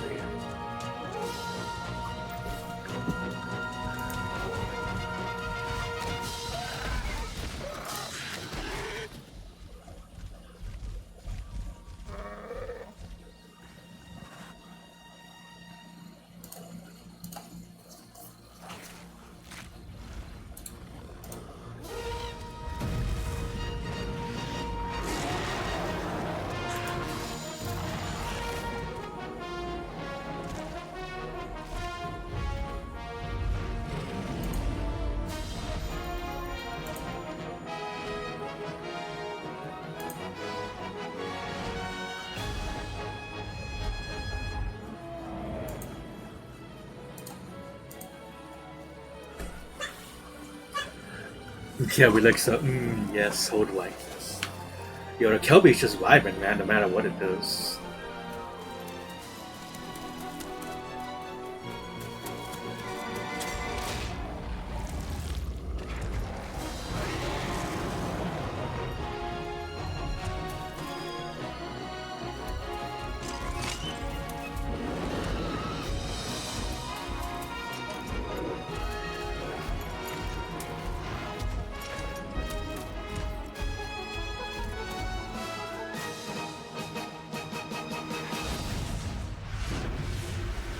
Damn, that shit goes hard as hell, man. Oh.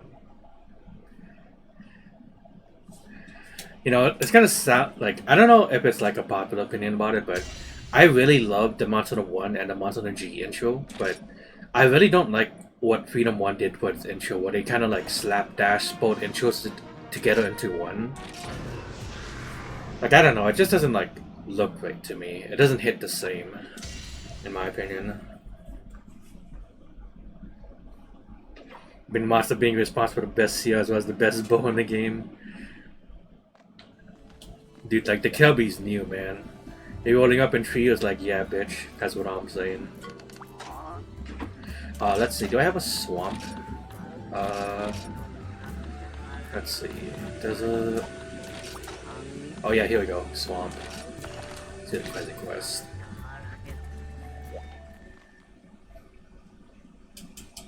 I'm about to find out if we can hear the Resident Evil 4 theme.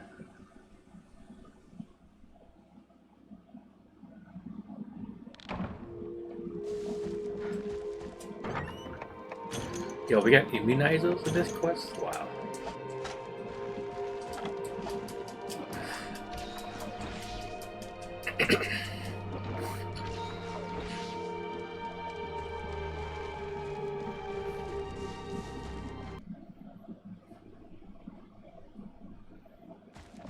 Kezo.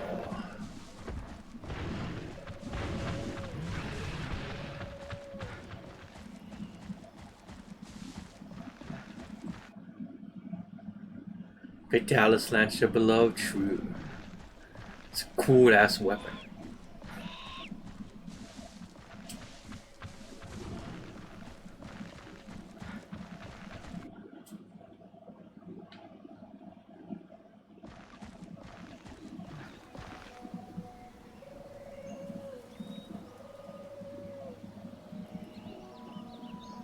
Oh my god, wait, yes, wait.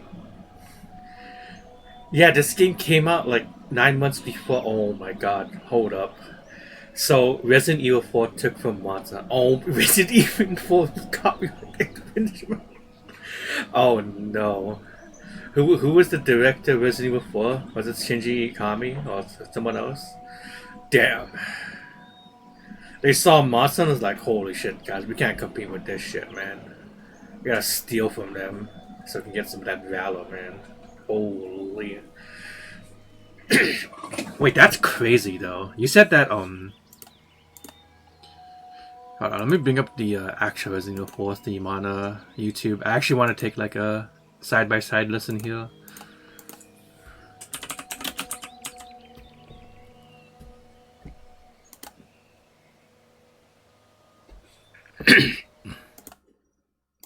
Let's listen to this one on YouTube.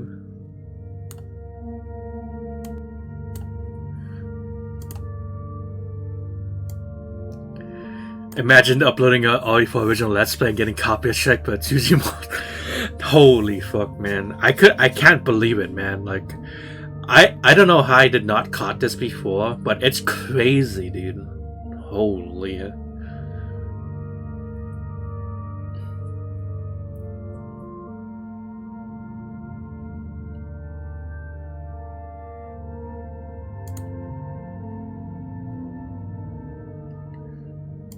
And then we turn that shit back up on the PS2 emulator.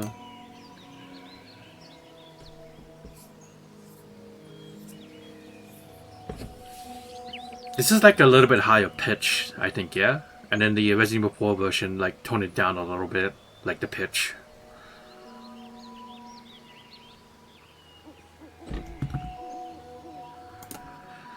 Shout out to Akanta, Krilla, Old School German, Amish Legend for making me aware of this back in 2011. Damn. That's some cool ass info. Yeah. They probably even like kept this also all the way up until Freedom Unite as well, because like Old Swamp is in Freedom Unite too. And I don't think they changed any of the soundtracks for the Monster Hunter 1 maps, I think. That's crazy. But yeah, that's really sick. Thanks for telling me. I like that. And I like that fun fact. It's really cool. You said that this also played in Forest and Hills, right?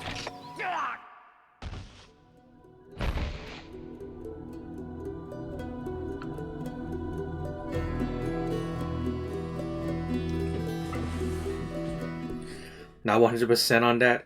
I mean, hey, well, we're on this game anyways. Let's find out. Because I think I might actually I'll probably wrap up the stream soon, to be honest, because I do need to sleep or walk tomorrow. So maybe I'll find out if it plays on Force and Heals here, then check out on the Wii version just to be safe. And then maybe I'll end stream there.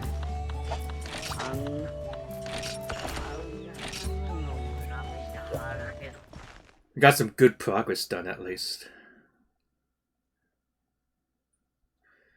3rd of July 2013 is when you landed this. I think it was RE4 Music Artist time. Yeah, like I definitely visited that area a few times when I was playing through like Freedom Unite and also the other Monster games that featured that map. But like, as much as Resident Evil 4 I played, I never made that connection before.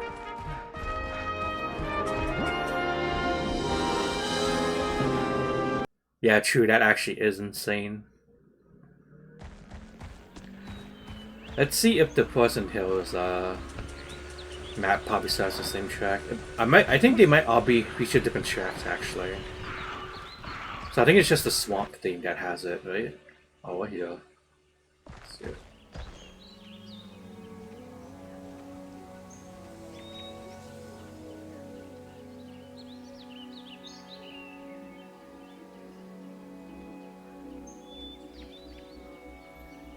Damn, dude, look at this shit, man, though. Like, Monster 1 just looks so fucking good, man. Yeah, I think they actually use different teams for each of the areas, actually. Mosquito fought times.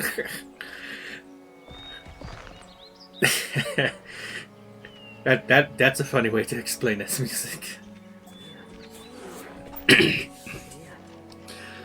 This actually might be what led you to explore Resident Evil. I could definitely see that. I probably might have been also interested in trying out the Resident Evil games after this. Maybe I could definitely see that.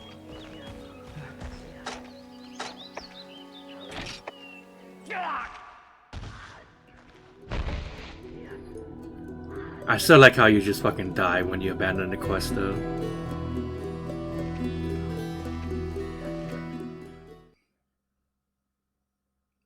It's so, like, dramatic for no reason.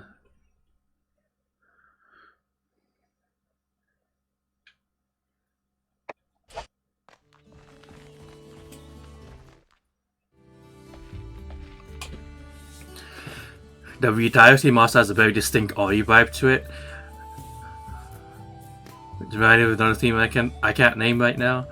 I don't think I'll probably be able to like hear the similarities in that, but what I will say is that the one thing I think the main reason why you might be reminded of Resident Evil a lot because Monster Hunter 1 G and most definitely Monster Hunter Dose is a game that's a lot more survival than anything else. You know, it actually is supposed to be like a survival type game, and a lot of the atmosphere that they put into this game really reminds me of like an actual like survival game. You know, not like a typical survival game you might think of, you know, like Minecraft lore, or something like a survival horror. Even though I don't think that it's like there is like a lot of aspects of like survival horror they put in, just because you know Capcom makes a lot of survival horror games, but it really is that specific vibe of like you versus a really unknown world that really brings like some of these connections, especially with some of the more music that sounds like that. Yeah, I mean, they definitely use a lot of the same instruments for sure. Because I'd imagine they would use like the same like you know, sound base they have for most of the games that they made. For all intents and purposes, Monster Hunter 1 was definitely supposed to be like an experimental / budget type of game, because this Monster Hunter was supposed to just start off as like a test for the online services, but I think it ended up being like the most popular one, I think. Or did Outbreak outsell Monster Hunter 1? I don't remember. But like, clearly out of Monster Hunter, Resident Evil Outbreak and Automata Lista, Monster Hunter survived the online test, basically. I do kind of miss Resident Evil Outbreak though. They should definitely make another Outbreak game. That shit was pretty tight, man. I wouldn't mind seeing more Automa Lista 2 as well, though. That game was also pretty cool. I just didn't really like the driving mechanics in Automalista though.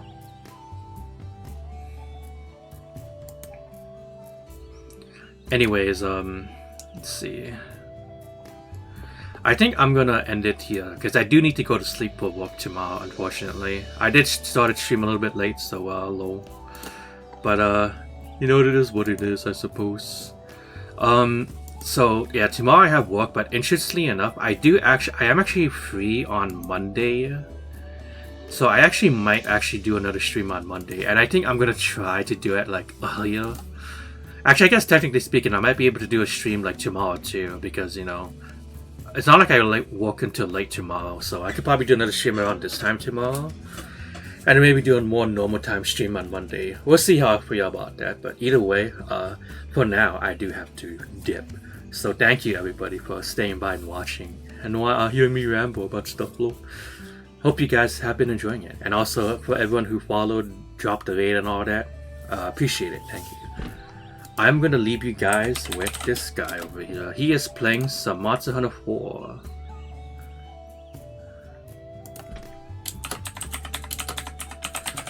I think he's playing some Monster Hunter 4 with like a friend and stuff, so you can watch some super cool, epic Monster Hunter 4 gameplay. While for me, I'm gonna dip. So see you guys later.